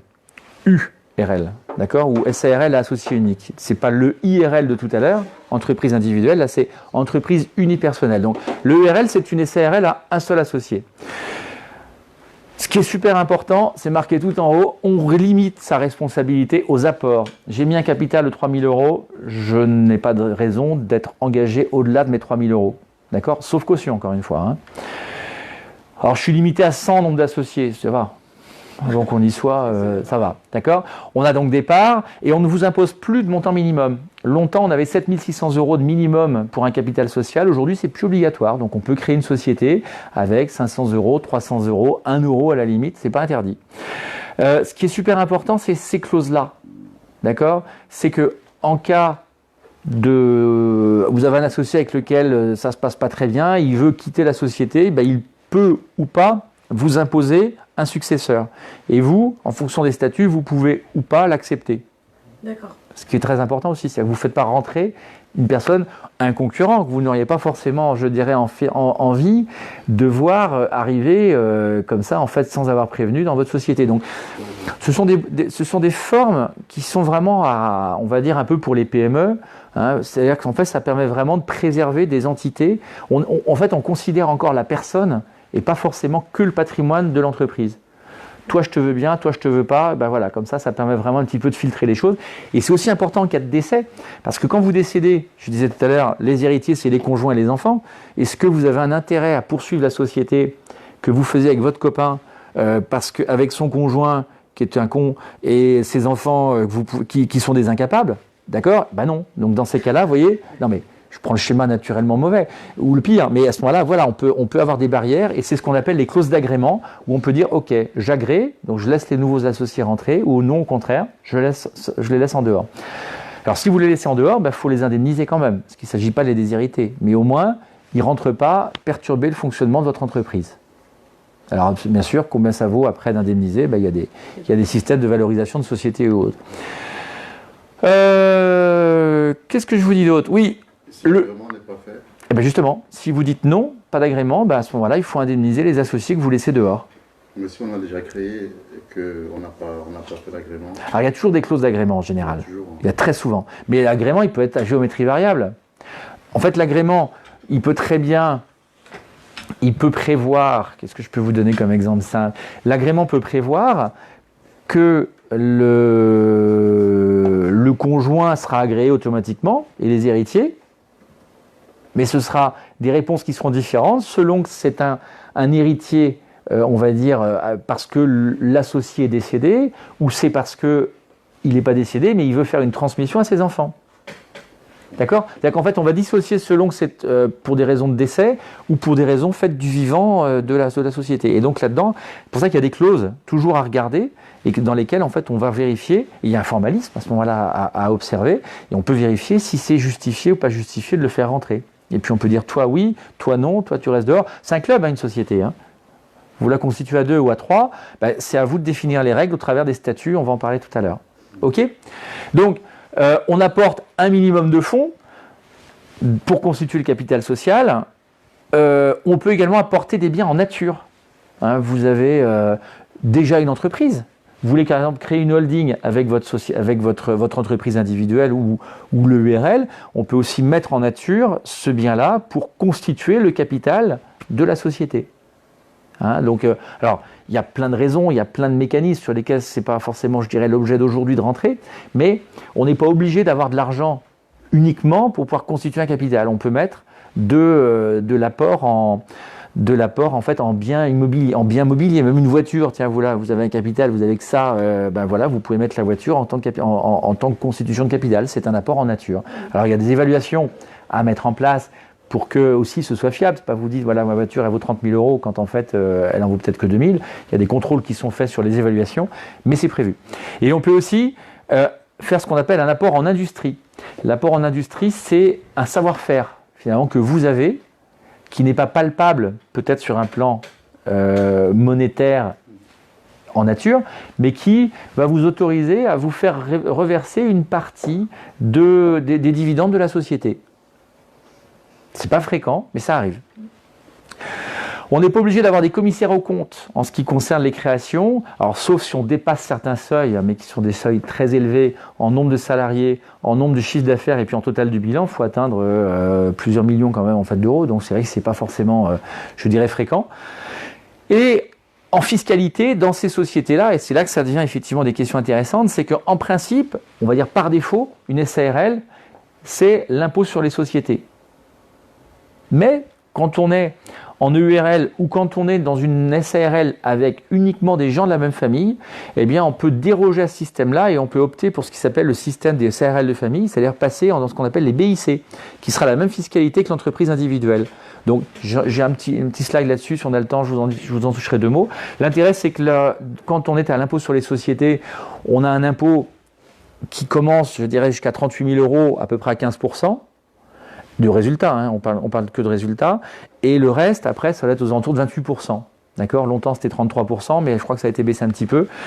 Quand on est en impôt personnel, donc en fait en BIC, ben là, ça va être en fonction des tranches progressives. Donc vous pouvez aller jusqu'à 30, 40, 50%, ça dépend vraiment des tranches. Donc tout ça, c'est à voir un petit peu en fonction, là aussi, des intérêts. J'ai une question sur la SARL, parce que... à chaque fois, je vois, par exemple, sur Société.com, les cartographies des grands dirigeants, par exemple à Rennes, des personnes qui ont une quinzaine de restos, donc qui ont des gros revenus, ils ont sur leur cartographie 40 SARL. Ouais. Pourquoi ? Parce que ça permet en fait d'identifier la comptabilité d'un seul établissement. Alors, si j'ai une réponse. Parce que jusqu'à l'année dernière, la SAS, quand vous aviez plusieurs SAS, vous étiez obligé pour chaque SAS détenu par une personne morale d'avoir un commissaire aux comptes. Okay, d'accord ? 3 000 euros par an, par société. Ouais. Et pour faire circuler les capitaux, c'est aussi facile en SARL Pareil. C'est le même système. C'est-à-dire qu'en fait, aujourd'hui, d'ailleurs, parce qu'ils ont supprimé cette obligation d'avoir des commissaires aux comptes en fonction de certains seuils, la SAS va reprendre encore, à mon avis, un peu plus de souplesse justement dans des montages comme ça. Il faut mettre SARL, du coup, il faut 2 personnes ? Non, ça peut être une seule, hein, mais elle s'appelle, en fait, la SARL, elle a 3 noms, la SARL. Elle a la SARL classique, la SARL unipersonnelle, donc c'est une SARL avec un seul associé, ou l'entreprise unipersonnelle à responsabilité limitée. C'est la même chose, c'est les mêmes statuts, et en général, les rédactions vont prévoir qu'en fait, voilà, automatiquement, ça va dégénérer différemment selon qu'on est un associé, selon qu'on en a plusieurs. Moi, je connaissais la SARL où du coup, il y avait le président gérant, mais du coup, les cotisations patronales, c'était pas les mêmes. Pour le gérant, qui cotisait à l'URSSAF à 45%, et 80% pour le président ou l'inverse. Alors ça, c'est la question des traitements sociaux des dirigeants. On en parle un petit peu après aussi, mais je pense qu'on n'aura peut-être pas le temps de tout balayer. Mais ouais, effectivement, vous allez avoir des statuts différents selon que vous êtes en gérance majoritaire ou en gérance minoritaire. Hein, quand vous allez être en gérant... Alors, le choix de la société rentre aussi dans les paramètres auxquels vous voulez vous assujettir, vous, dirigeant. C'est-à-dire que quand vous êtes en SARL, souvent, l'intérêt, il est d'être ce qu'on appelle un travailleur non salarié. Donc, tous les mois, vous pouvez vous faire verser une rémunération par votre société, mais ce n'est pas un salaire à proprement parler. Vous allez en revanche vous assujettir donc justement en fait, à des organismes sociaux, et l'intérêt c'est que vous n'aurez pas, parce que vous ne serez pas salarié, vous n'aurez pas les cotisations salariales qui sont perçues sur je dirais, quand on est salarié. Hein, c'est-à-dire, vous savez, quand vous payez un salaire, vous avez des cotisations patronales, et après, il y a des cotisations prélevées sur le salaire de l'employé pour ce qui reste finalement honnête pour le salarié. Eh bien, quand on est en TNS, on paye les cotisations patronales, mais on ne paye pas les cotisations, les 20%, 20-25% de cotisations que le salarié se fait aussi prélever sur son salaire brut. D'accord ? Donc c'est vrai que tout ça, ça rentre aussi en ligne de compte. Quand vous êtes en SAS, on va avoir un statut de président de société, et le président, lui, en fait, il va être assimilé à un salarié, sans avoir donc au régime général de sécurité sociale, mais sans avoir la protection qui va avec le statut de salarié. Chômage. Le directeur général, il est pareil, il est en TNS, non ? Pardon ? Le directeur général, il est TNS aussi. Ça dépendra après de sa rémunération, ouais, mais le président, lui, en fait, logiquement, c'est assimilé salarié. Président, ouais. Ouais. Mais le directeur général aussi. Enfin, chez nous, en tout cas. Ouais, mais je pense, pour moi, à mon avis, c'est. Chez nous, il l'aide. Donc. Ouais. Je pense que c'est pas si évident que ça, en fait. Et c'est là un peu les freins, en fonction après d'où vous tirez vos rémunérations. Et est-ce qu'on peut, avec sa SAS, vendre ses parts à sa SARL perso et faire remonter son actif du coup sur sa SARL perso Bien sûr. C'est pas interdit. C'est facile à faire. Faut pas. Il n'y a pas de limite de coût, etc. Bah non. Après, il y a plein d'implications. Il y a beaucoup d'implications fiscales. C'est intéressant. Bah, le problème, c'est qu'après, c'est toutes les implications que toutes ces restructurations capitalistiques vont générer. Ouais. Plus-value, droit de mutation. Donc en fait, en général, bah voilà, il y a encore une fois, c'est comme on disait tout à l'heure, il y a ce qu'on aimerait faire et ce qu'on peut faire. Le but, la réalité. Parce qu'à chaque fois que vous ferez des opérations, il y a des questions plus-value, donc il y a des impôts à sortir, il y a des taxes à payer un peu dans tous les sens. Et est-ce que c'est pertinent de le faire ? Est-ce qu'on ne peut pas trouver ? Et à chaque fois, on a parfois aussi plusieurs solutions pour réussir en fait à trouver le bon montage. Donc il n'y a pas un seul montage. Donc c'est vrai qu'après, vous pouvez aussi. Alors, pour notre TMI aussi derrière. Ouais, c'est ça. Donc tout ça, c'est vrai que c'est des paramètres. Alors c'est pour ça qu'en fait ces analyses-là, elles sont souvent à faire avec experts comptables. Enfin souvent il y a un trio qu'il est bon d'avoir. C'est l'expert comptable, l'avocat, le notaire.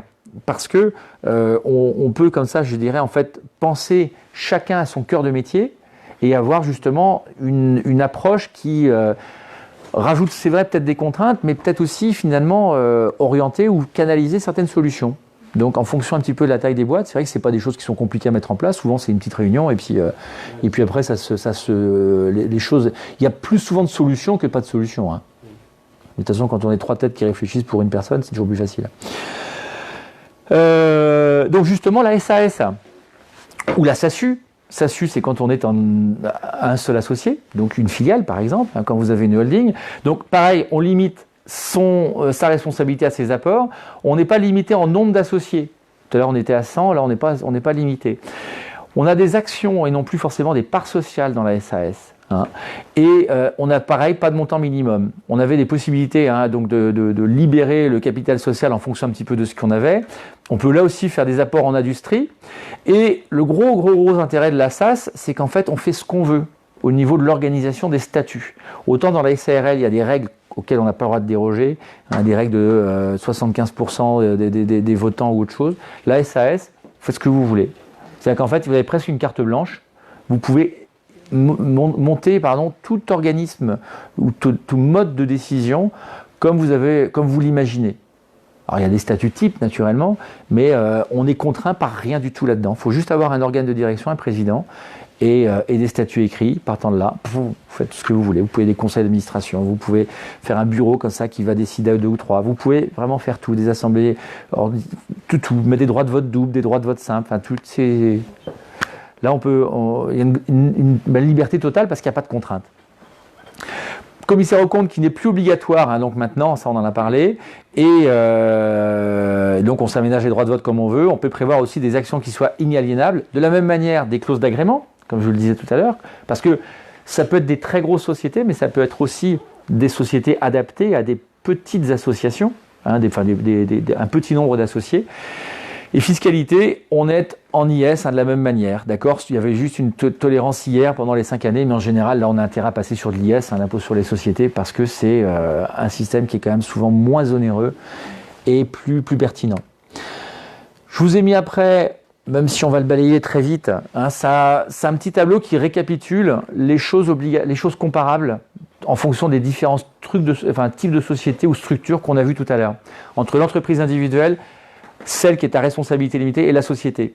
Bon, je reviens peut-être pas dessus puisque ça va peut-être être des rabâchages avec ce qu'on avait dit, mais sur le PowerPoint que je vous passerai, si vous voulez, vous pourrez comme ça un petit peu comparer les choses. Hein, ça vous donne vraiment cette lisibilité. Retenez bien une chose, ici quand même, dans l'entreprise individuelle, on n'a pas de compte annuel obligatoire. C'est juste des déclarations fiscales qui sont à faire. Il n'y a pas, je dirais, à déposer ses comptes au tribunal de commerce ou autre chose. Par les autres sociétés, en revanche, là, on l'est. On n'est pas non plus, on n'a pas d'assemblée annuelle obligatoire. En revanche, dans les sociétés, c'est nécessaire, d'accord. Et puis, voilà, il y a des sanctions pénales, en revanche, auxquelles on peut être associé. Et dans une SARL, quelle qu'elle soit, ou une SAS, il faut savoir qu'un président, un gérant qui commet des fautes de gestion lourdes peut quand même être amené à répondre sur son patrimoine personnel.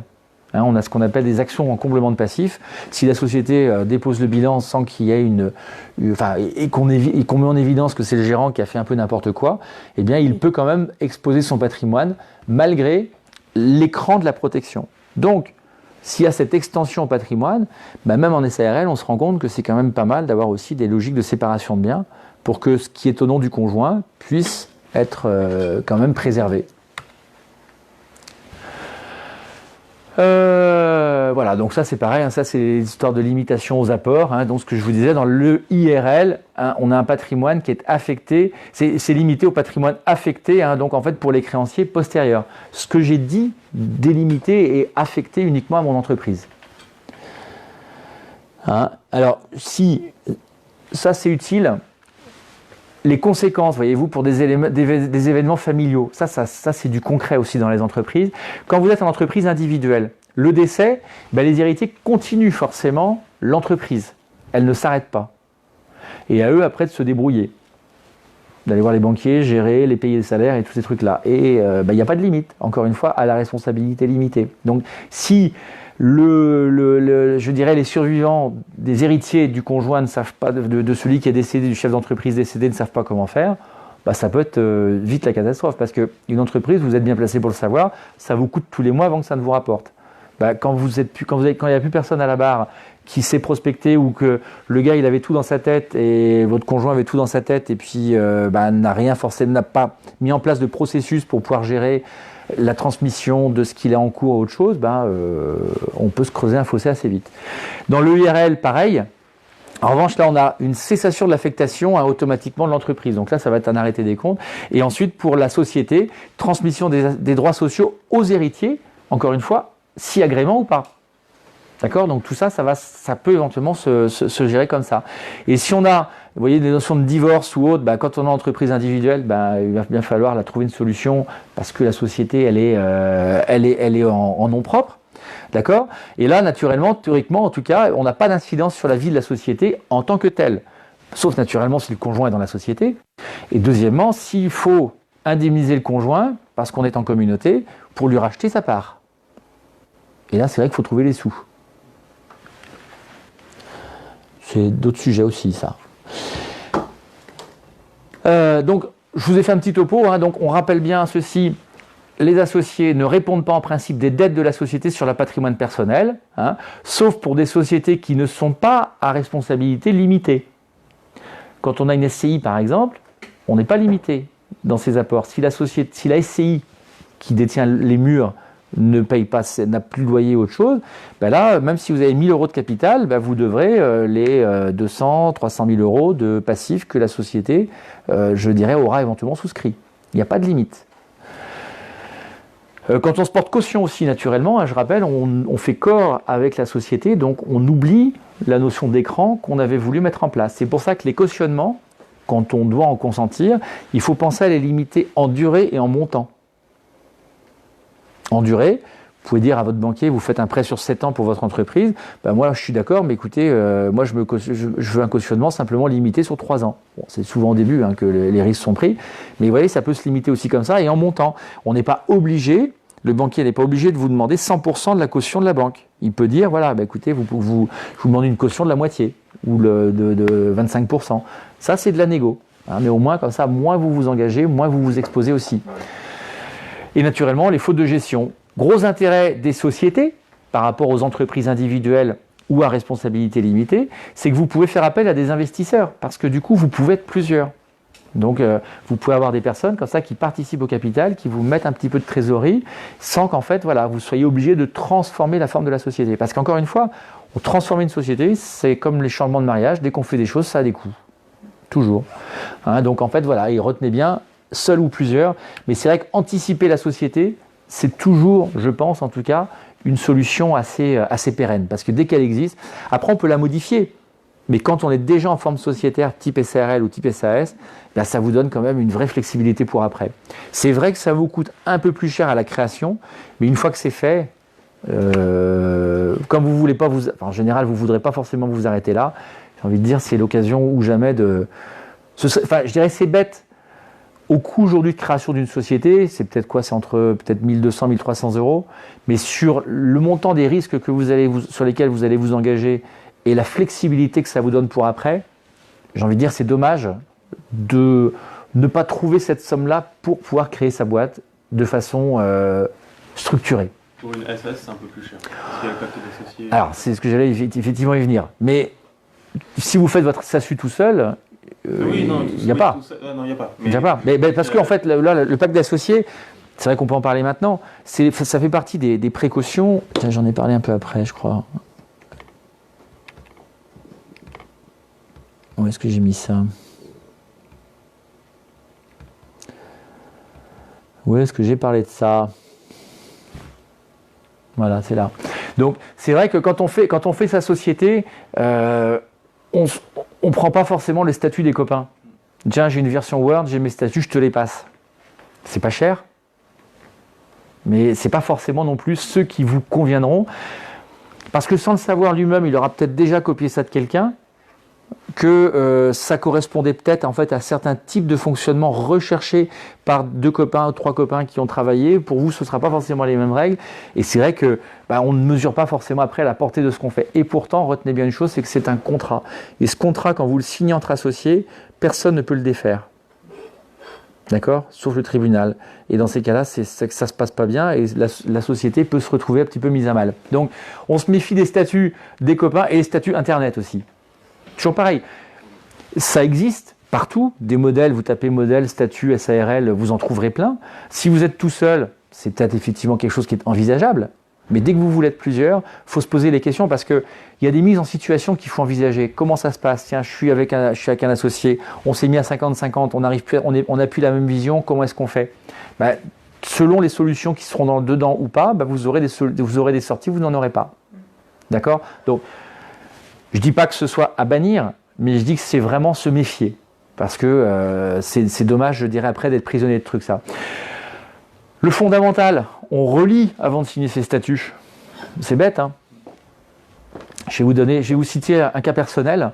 Moi, quand je me suis installé notaire en 2003, il y avait des statuts qui existaient depuis 1979 dans la société. Et du coup, voilà, vous êtes tellement content que vous trouvez une place pour vous associer, donc vous trouvez le financement, vous y allez, et puis c'est parfait, c'est génial, ça se fait. Et puis un jour, on a un associé qui part, et on en a un nouveau qui arrive. Et donc, on a remplacé le plus âgé par un plus jeune. Et puis un jour, on n'a pas la même vision, et on se dit, c'est pas grave, on est 3 à décider contre 1. Sauf qu'en fait, on n'avait pas vu, personne, mais ni les plus anciens, que les statuts prévoyaient des décisions à l'unanimité. Vous voyez? Donc les cordonniers parfois sont les plus mal chaussés. Bon, d'accord? Donc c'est pour ça que c'est des choses simples, mais je vous en parle vraiment très librement parce que c'est vraiment c'est bête, mais on peut vraiment se pourrir la vie après pour pas grand-chose. Et une chose, ce qui est très important quand on veut s'associer, c'est bien se connaître, c'est se dire les choses et les écrire. Et on les écrit dans quoi? Dans ce qui s'appelle l'affectio societatis. Ça, c'est une vraie notion juridique. Vous en entendrez peut-être jamais parler autrement qu'aujourd'hui, mais c'est ce pourquoi vous voulez faire une société ensemble. Vous voyez? C'est quoi mon but? Gagner du pognon? Non. C'est quoi le but? C'est on veut travailler par ça, on veut mettre ça en commun. Tiens, tu as un bon réseau, moi j'ai ça, on a des bonnes idées. Voilà, donc c'est le fondement même finalement de l'intérêt de la société. Et ça, c'est souvent en fait un petit peu, c'est souvent ce qui peut être oublié. Il y a des gens qui disent tiens, je vais aller avec lui parce que je sais que pendant ce temps-là, ça va me rapporter un petit peu de pognon, il a des bonnes idées. Bon, non, il faut partager autre chose, il faut partager une vision parce que sinon, c'est vrai que souvent, ça va bloquer. Et vous voyez, donc c'est la volonté de s'associer dans une structure juridique pour exercer une activité professionnelle grâce à la mise en commun volontaire de biens ou de travail. D'accord? C'est pas forcément tes choses. Donc, il faut y penser. Parce que il faut surtout se rendre compte, et quand les associations se passent mal, c'est que souvent, à un moment, en tout cas, il y a peut-être eu un raté sur une analyse de quelque chose ou autre. Et c'est pour ça que les fameux pactes d'associés, vous en parliez tout à l'heure, j'ai envie de dire, même dans les CRL, c'est utile. Ben oui, parce que vous n'êtes pas garanti d'être parfaitement en phase toujours avec votre associé ou autre. D'accord ? Donc, le pacte d'associés, ça... Alors, vous avez les statuts qui intègrent déjà un petit peu des modes de fonctionnement responsables entre associés, mais vous allez avoir aussi le pacte d'associés qui, lui, va vraiment, je dirais, se responsabiliser, gérer des mésententes, gérer des solutions de sortie en cas de blocage. Donc, c'est vrai que c'est pareil. C'est des coûts. Je sais pas, tiens, combien est-ce qu'il vous facture un pacte d'associés dans votre... C'était il y a 1 an et demi. Ouais. En tout, je pense que création, rédaction des statuts, et puis en plus on a fait intervenir on avait des investisseurs qui sont venus en deuxième temps. Donc ça a dû nous coûter 4 000 € de la création à l'arrivée des investisseurs. Ouais. Mais rédaction du pacte d'associés et puis révision du coup des statuts pour les faire entrer dans la seconde. Ouais, c'est ça. Donc c'est pour ça que... Mais je après, pense... c'est un coût. Enfin, on était d'accord de le faire. Enfin, on savait que ça allait nous coûter, mais au moins on a quelque chose qui est hyper carré, hyper clair. Le pacte d'associés, on l'a revu plusieurs fois. Enfin, on l'a fait parce qu'il fallait que ça convienne à ce que nous, notre vision aussi. C'est ça. Ben voilà, c'est les pactes d'associés des copains et Internet, c'est pareil. Et c'est pareil dans les statuts, vous disiez de le relire, on l'a relu plusieurs fois. Il y avait des choses qu'on a transformées, ajoutées, parce que par exemple, on savait qu'on avait peut-être donné des cours en plus de créer du jeu, donc il fallait le mettre dans les statuts pour pas qu'on soit un peu border sur. Ouais. Et puis comme ça, que dans la société, ça fasse partie aussi de votre job, que de donner effectivement des cours et pas simplement les faire en parallèle, en freelance, à la one again, quoi. Faire payer des prestats. Voilà. Mais donc ça, c'est ça. Je pense que en tout et pour tout, on en a dû avoir pour 4 000 € quelque chose. Ouais, mais je pense que c'est vrai qu'après, s'il y a des associés, s'il y a des investisseurs après qui interviennent, c'est vrai qu'il y a peut-être aussi des contrats. Voilà. Création pour avoir le capital à 50-50 et après ouverture du capital, augmentation de. Donc ça prend un peu plus d'argent que si. Ouais, mais c'est ça. Après, le problème, c'est que c'est le principe d'une assurance. Hein. C'est que l'assurance, ça coûte cher que tant qu'on n'a pas de problème. Et c'est après qu'en fait, on est content ou pas, en tout cas dans la prise d'une bonne. Et le pacte d'associés, ça va vraiment, je dirais, de pair avec finalement l'association au travers d'une société. Je trouve, personnellement. Mais bon, voilà. Alors, est-ce que ça va à peu près là-dessus ? Est-ce que vous avez encore des petites questions ou pas ? Parce que je vous abreuve de tas de choses. Je ne sais même pas quelle heure il est. Ça va, je suis dans le timing à peu près ? Non, mais vous me dites, vous, si vous avez encore 5 minutes, 10 minutes. Je parcours juste ce que j'avais imaginé, en tout cas aussi, comme présentant un petit intérêt pour vous. Sur les baux. Les baux. Parce que ça, c'est pratiquement l'un des premiers contrats que vous allez signer quand vous voulez donner un petit peu d'ampleur à votre boîte. Vous trouvez des bureaux, vous trouvez un local. À quoi on s'engage ? Alors, rapidement, souvent, quand on crée, on n'est pas trop sûr de son coût, on peut partir sur un bail précaire, au-delà de peut-être des pépinières d'entreprise. Bail précaire, c'est 36 mois maximum. Avant, c'était 24 mois, c'est passé à 36 mois maximum. C'est-à-dire qu'en fait, si vous laissez durer les 36 mois, attention, vous repartez sur un bail de 369. Donc, autant dans les 36 mois, on écrit un peu ce qu'on veut. Je peux donner un congé, je pars dans 3 mois, d'accord, ou dans 2 mois, j'ai un préavis que je peux donner quand je veux. Alors ça se négocie avec son propriétaire, mais je donne un congé, j'ai un préavis de 2 mois, 2 mois après, je suis parti. Quand je dégénère parce que j'ai laissé passer mes 36 mois en bail de 369, un bail de 9 ans, là, c'est rendez-vous dans 3 ans pour la prochaine dénonciation de mon bail et j'ai 6 mois de délai à faire avant. D'accord ? Donc vous êtes parti sur une période de 3 ans. Vous avez laissé passer le coche parce que ça vous se passait bien, le propriétaire est content, tout le monde est sympa, on se tape dans la main. Bon voilà, donc 3 ans, 37e mois, vous êtes en fait dans la période triennale qui suit. Et donc là, vous ne pouvez pas partir avant 3 ans. D'accord ? Donc, jusqu'au 6 quoi, en fait. Voilà. Okay. Et si vous ratez le bail, si vous n'envoyez pas le congé 6 mois avant la fin de cette 6e année, c'est reparti pour 3 ans. Donc, donc pensez bien à, je dirais, suivre ces échéances-là. Les contrats de baux, tout le monde se prend les pieds dans le tapis là-dessus. Hein. Pareil pour les baux de 9 ans. Vous avez récupéré le bail de quelqu'un, vous avez pris la suite de quelqu'un dans un bail, ça arrive aussi parfois quand on rachète un bail ou une entreprise. Quand on arrive au bout des 9 ans, on se dit, c'est reparti. Comme on fait en matière d'habitation. Vous savez, vous avez un bail de 3 ans, c'est reparti pour 3 ans. Un bail commercial, ça ne fonctionne pas comme ça. Vous partez pour 9 ans, donc c'est... Alors, déjà, le propriétaire, lui, s'engage pour 9. Et vous, c'est tous les 3 ans, d'où le 369, où le locataire peut quitter les lieux. Le propriétaire, il ne veut pas vous mettre dehors avant, mais le locataire, c'est tous les 3 ans. Si c'est marqué que vous pouvez résilier tous les 3 ans. Parce qu'il existe des baux où on va vous imposer de rester 6 ans ou 9 ans. D'accord? Donc il faut regarder ce qu'on appelle la résiliation triennale ou les durées initiales. D'accord? C'est super important. C'est le contrat, parce que vous vous engagez pour 9 ans, vous vous engagez pour 6 ans, c'est pas pareil que pour 3 ans ou pour quelques mois. D'accord? Et les besoins d'évolution de votre entreprise vont nécessiter que, il y a des moments, les locaux seront peut-être plus adaptés, ou vous en aurez peut-être besoin d'autres, ou si vous ne pouvez pas trouver la cellule juste à côté, il faudra peut-être carrément déménager. Donc tout ça, ça s'analyse et il faut vraiment être bien conscient de ce qu'on signe. Parce que, entrepreneur, vous êtes plus protégé comme vous l'étiez avant de vous lancer. Hein, quand on est un particulier, on a toujours une protection dans tous les sens. On s'est trompé, bon là-dessus, même s'il y a un truc un peu abusif, on peut toujours faire sauter les engagements. Entrepreneur, non.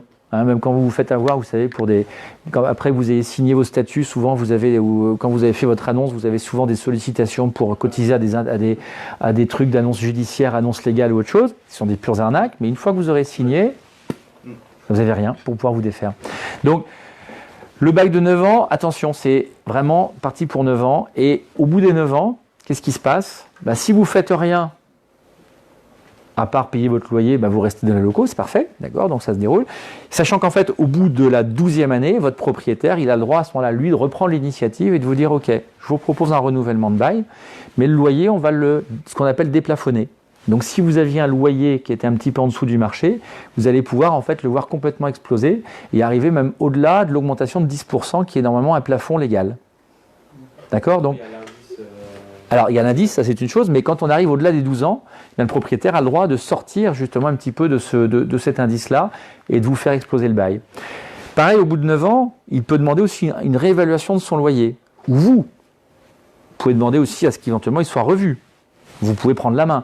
Mais locataire comme propriétaire, c'est vrai que alors, vous, locataire, parce que vous avez besoin d'avoir un cadre, votre bail, c'est votre sécurité dans les locaux. Il faut penser, quand on arrive au terme des 9 ans, à demander, vous, le renouvellement du bail. Parce que si vous ne le faites pas, justement, si on se retrouve après dans les 12 ans, vous pouvez vous retrouver avec quelque chose qui ne soit plus encadré.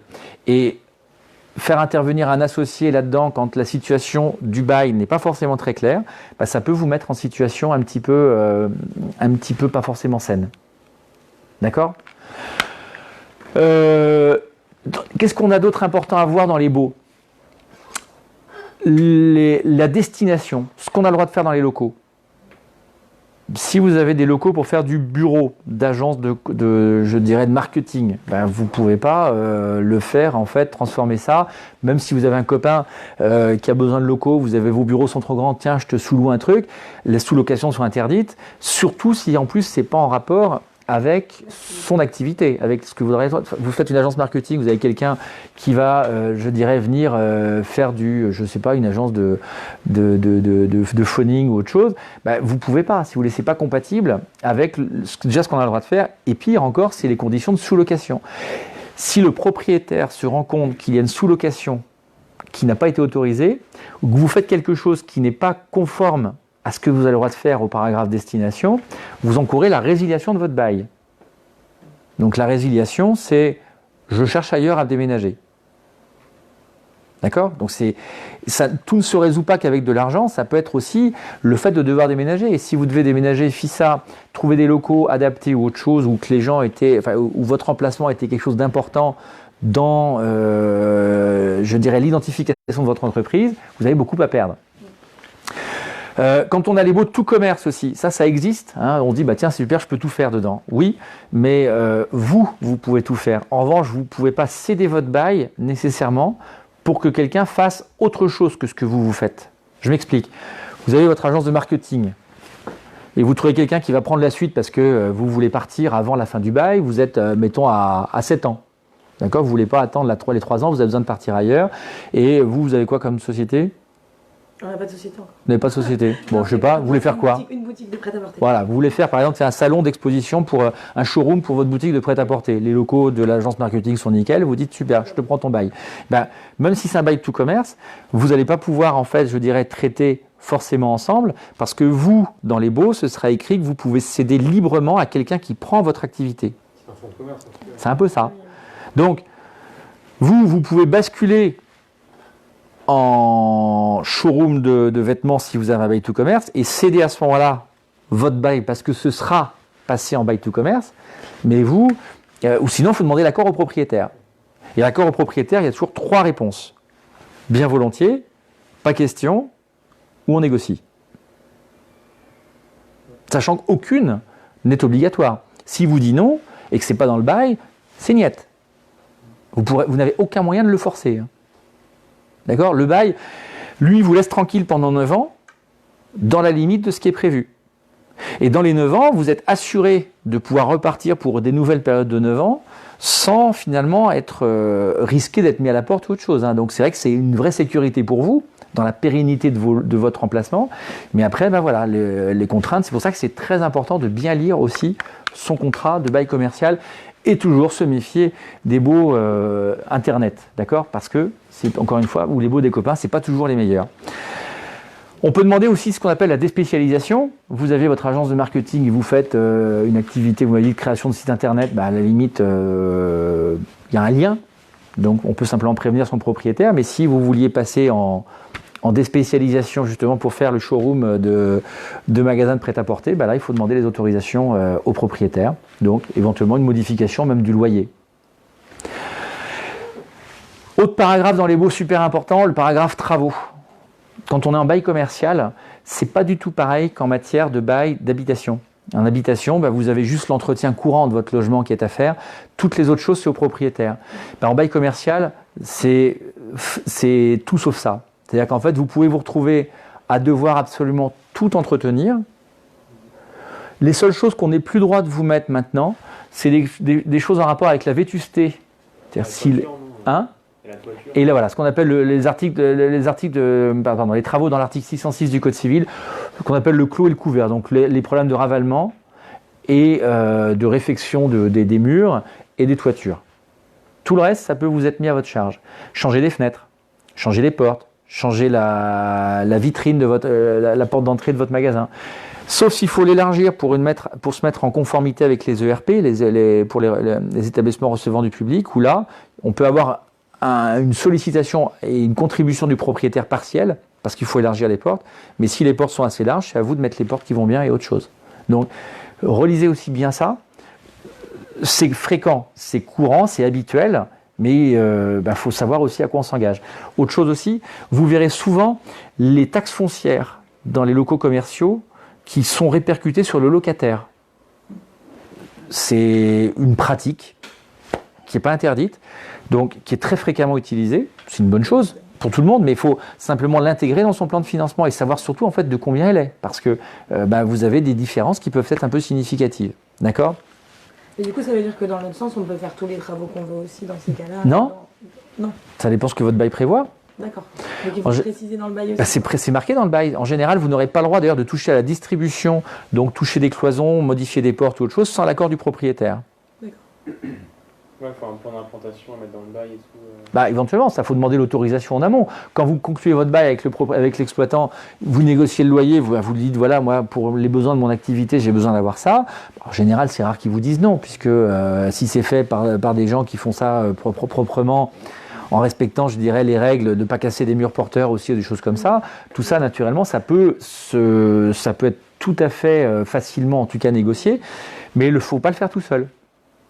Vous ne pouvez pas non plus changer forcément la couleur la couleur de la vitrine ou des huisseries extérieures, parce que là, on rentre aussi, si vous êtes dans Rennes, dans le précaré de l'architecte des bâtiments de France. Et donc là aussi, on peut avoir des autorisations à demander, permis de construire. Donc il y a beaucoup de choses toujours à anticiper, même mettre une pancarte, une signalétique pour votre local, c'est important.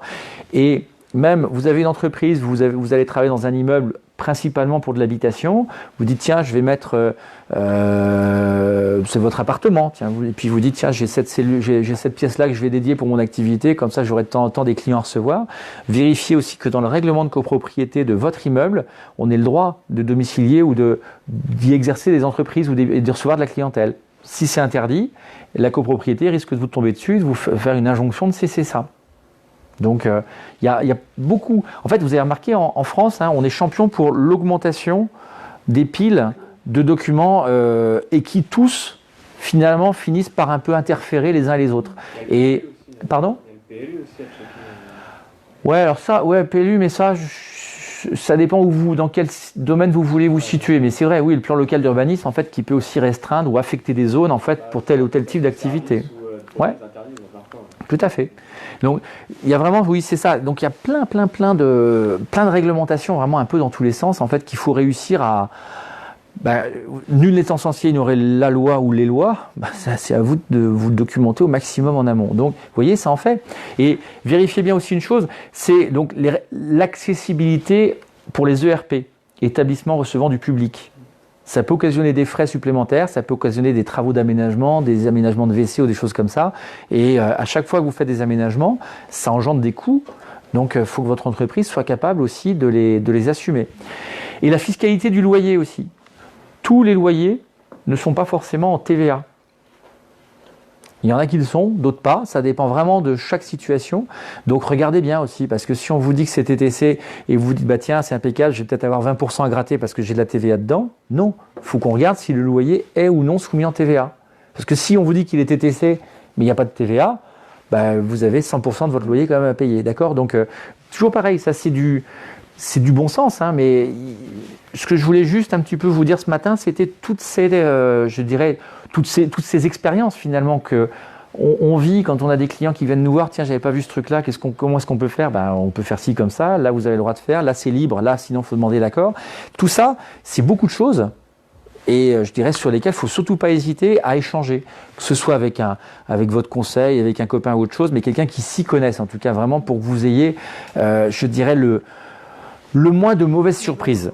Voilà, quand on est entrepreneur, il faut savoir où on va, et ça fait partie des choses. C'est vrai qu'avancer dans le brouillard, c'est jamais très sain quand on fonce. Souvent, on peut avoir tendance à oublier un petit peu tout ça.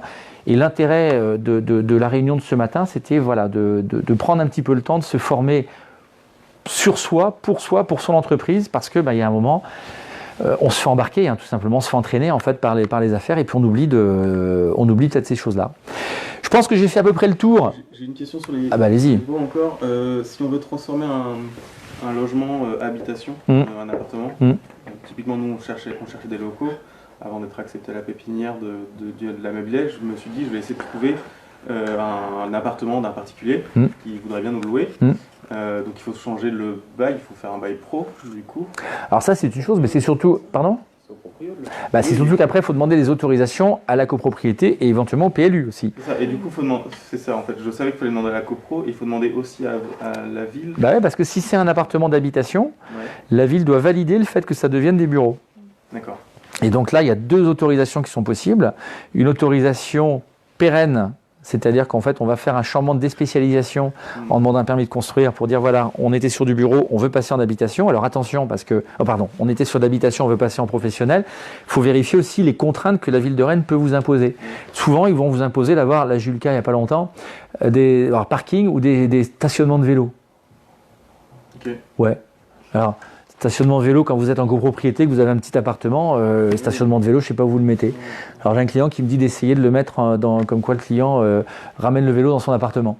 Je vais voir si ça passe, je serais assez surpris, mais bon. Donc il y a ça, copropriété, et puis ça c'est le permis de construire, ça vous permet d'affecter définitivement votre local en habitation, et vous pouvez avoir un changement d'affectation pour demander une autorisation tant que vous serez l'occupant d'exercer une activité professionnelle dedans. Donc c'est pas un changement irrévocable, c'est temporaire. Mais du coup, c'est quoi les délais parce qu'il y a plein de propriétaires qui savent pas. C'est plus de 2 mois. Ouais, c'est ça. Et c'est au propriétaire de faire la démarche. Ouais, parce que c'est lui qui effectivement peut le faire. Mais souvent, c'est vous qui allez monter le dossier. Hein. Oui, j'imagine, mais c'est parce que je sache avant de lui un peu ce qu'il y a à faire. Sachez une chose, c'est que si l'accès aux étages n'est pas conforme aux ERP, la mairie de Rennes peut vous le refuser. Oui. D'accord, donc si les portes sont pas assez larges, si dans l'escalier c'est pas conforme, si l'ascenseur est pas conforme. Dans Rennes, c'est. Sinon il faut demander des dérogations, mais c'est pas gagné que vous les obteniez toujours. Non, c'est un bonheur. Oui, en fait ça fait quelques mois que j'expérimente. Un vrai bonheur. Je voulais être sûr que j'expérimentais dans le bon sens et que c'était vraiment galère. Ouais, et il y a 7-8 ans de ça, vous aviez même une contrainte supplémentaire qui était fixée par le PLU de Rennes, où vous ne deviez pas, pour éviter que le centre-ville ne devienne simplement des lieux de bureaux, ils ne voulaient pas qu'en fait il y ait plus d'un tiers des surfaces des immeubles qui soient dédiés à du professionnel ou du commercial. Donc si vous voulez, parce qu'à un moment, c'est vrai qu'en fait les gens se disaient, bah tiens, des appartements qui ont un peu de caractère, on va mettre des bureaux dedans, et pour éviter ça, il ne fallait pas que ça dépasse un tiers. Donc bah, vous avez le rez-de-chaussée en général, commercial, et puis l'étage, le premier parfois, mais pas au-delà, quoi. Donc ça, maintenant, ils ont fait zapper cette contrainte-là, mais vous voyez, c'est mouvant sans cesse, quoi. C'est vrai que c'est infini. En fait, les bâtons dans les roues, mais ça, vous vous en êtes rendu compte, les bâtons dans les roues qu'on vous met en tant que chef d'entreprise, créant, reprenant ou autre, c'est sans cesse. La fiscalité, les modifications, puis ça évolue plus vite parfois que vous-même n'avez le temps forcément de vous adapter. Donc, ben voilà, quoi. Bienvenue dans ce monde sympathique et chaleureux. Moi, j'ai balayé un petit peu ce que j'avais imaginé, en tout cas, discuter ou vous présenter. Est-ce qu'il y a d'autres questions peut-être à évoquer ensemble ou pas? Moi, j'avais une petite question au niveau des SCI. Ouais. Sur le fonctionnement, si on veut par exemple s'associer de sa famille pour acheter des locaux, si on peut prendre une location dedans, comment ça se passe? Ben, en fait, vous montez alors une SCI, c'est comme une SARL. Dans l'esprit, il faut être plusieurs. Alors là, pour le coup, il faut être deux dans les SCI, obligatoirement. Alors que dans les SARL, on peut être tout seul. Donc, il faut monter une société. On n'est pas obligé de mettre pareil un capital minimum. Et vous allez, après, je dirais, en fait, acheter. En fait, c'est la SCI qui va être propriétaire du local, et vous qui êtes les associés de la société. Donc, pareil dedans, des clauses avec des clauses d'agrément, des clauses de sortie. Je dirais pas un pacte d'associés, mais c'est bien parfois d'essayer de trouver un lien entre l'entreprise d'exploitation, si c'est avec votre associé que vous êtes ça, et les murs, que votre associé avec lequel un jour vous vous entendez plus professionnellement ne reste pas profiter du loyer que vous lui faites tomber tous les mois, par exemple, je vous dis ça comme ça. Donc c'est vrai qu'après la SCI, sinon ça va être à peu près le même fonctionnement. Après, vous avez deux systèmes de fiscalité possibles. Vous pouvez opter pour ce qu'on appelle les revenus fonciers ou pour l'impôt sur les sociétés. Donc là, il y a des complications ou des calculs à faire parce que en revenu foncier, je vous donne un exemple assez parlant. Imaginons que vous ayez un loyer qui vous fasse 1 000 €, d'accord? Enfin, vous avez 1 000 € d'échéance. Souvent, on va tâcher de coller à peu près aux 1 000 € pour le loyer. Comme ça, avec ma société, je paye mon prêt. Jusque là, ça va. Donc 1 000 €, 1 000 €, il reste combien à la banque? 0. Tous les mois. D'accord? Donc c'est bien, on paye le loyer. Mais pour les associés, ils vont faire une déclaration de revenus fonciers. Et dans ces revenus fonciers, on va calculer les loyers qu'ils touchent et on va déduire les charges qu'on a le droit de déduire. Et quand on est avec les impôts, ce n'est pas les mêmes charges forcément que le banquier. Quand vous êtes en revenu foncier, vous avez donc le loyer en plus et en moins, vous allez avoir les intérêts d'emprunt, les charges de la copropriété, éventuellement la taxe foncière. Mais je vous ai dit que les intérêts, je ne vous ai pas dit toutes les échéances du prêt. Donc, quand vous commencez un crédit, mettons que vous ayez eu 200 € sur les 1 000 € et 800 € tous les mois de remboursement du capital, vous déduisez que 200. 1000 moins 200, il reste 800.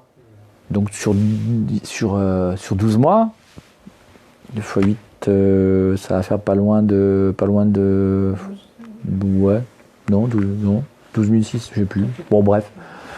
10 000, mettons 10 000, 9 600 peut-être bien. Eh bien, vous allez avoir 10 000 € de revenus fonciers, donc que vous allez rajouter à vos revenus, qui vont vous faire payer des impôts dessus, mais sur lesquels vous n'avez plus de trésorerie, puisque je rappelle que la banque, vous avez 0 à la banque. Donc vous payez de l'impôt à l'IR. Alors après, effectivement, ça va être l'IS, ouais. Mais sinon, vous voyez, donc l'inconvénient, c'est que vous payez de l'impôt vous augmentez virtuellement vos revenus sur l'argent que vous n'avez pas. Donc ça va vous augmenter vos impôts sans que vous ayez la trésorerie en face. Et donc après, il y a l'autre système qui est à l'IS. Voilà. Alors là, effectivement, oui, c'est vrai que ça peut être l'intérêt. Et après, si on est en IS, en revanche, là, on va pouvoir amortir le bien, ce qui fait qu'en fait, on va rapprocher de zéro la fiscalité. Ouais. Mais après, en sortie en plus-value, c'est pas non plus les mêmes impacts. Donc, de toute façon, on se fait toujours attraper en France d'un système. Il n'y a pas de système idyllique, mais ce qu'il faut, c'est aborder. Et puis qu'à un moment, voilà, en fait, on vous présente la situation. Ça, c'est bien. Ça, c'est bien. c'est vous qui décidez, hein, même si vous avez des conseils, c'est vous qui payez. Hein, donc de toute façon, c'est à vous de bien décider en étant encore une fois éclairé. Mais vous voyez, il y a des sujets, hein, quand on est vous en train de vous monter et puis les autres déjà peut-être un peu lancés. Hein ? Faut de l'énergie. Hein. Ben voilà, écoutez, j'espère en tout cas vous avoir donné éveillé en tout cas en vous quelques réflexes. L'ambition n'était pas de vous permettre de me remplacer la semaine prochaine ou le mois prochain si vous le faisiez. Mais en tout cas, voilà, c'est vraiment créer un peu des réflexes de bon sens en fait pour faciliter la réussite de vos entreprises, c'est surtout ça. Et puis en échange de mon procédé en tant que parrain Yahoo. Ok ? Et puis si vous avez besoin, n'hésitez pas.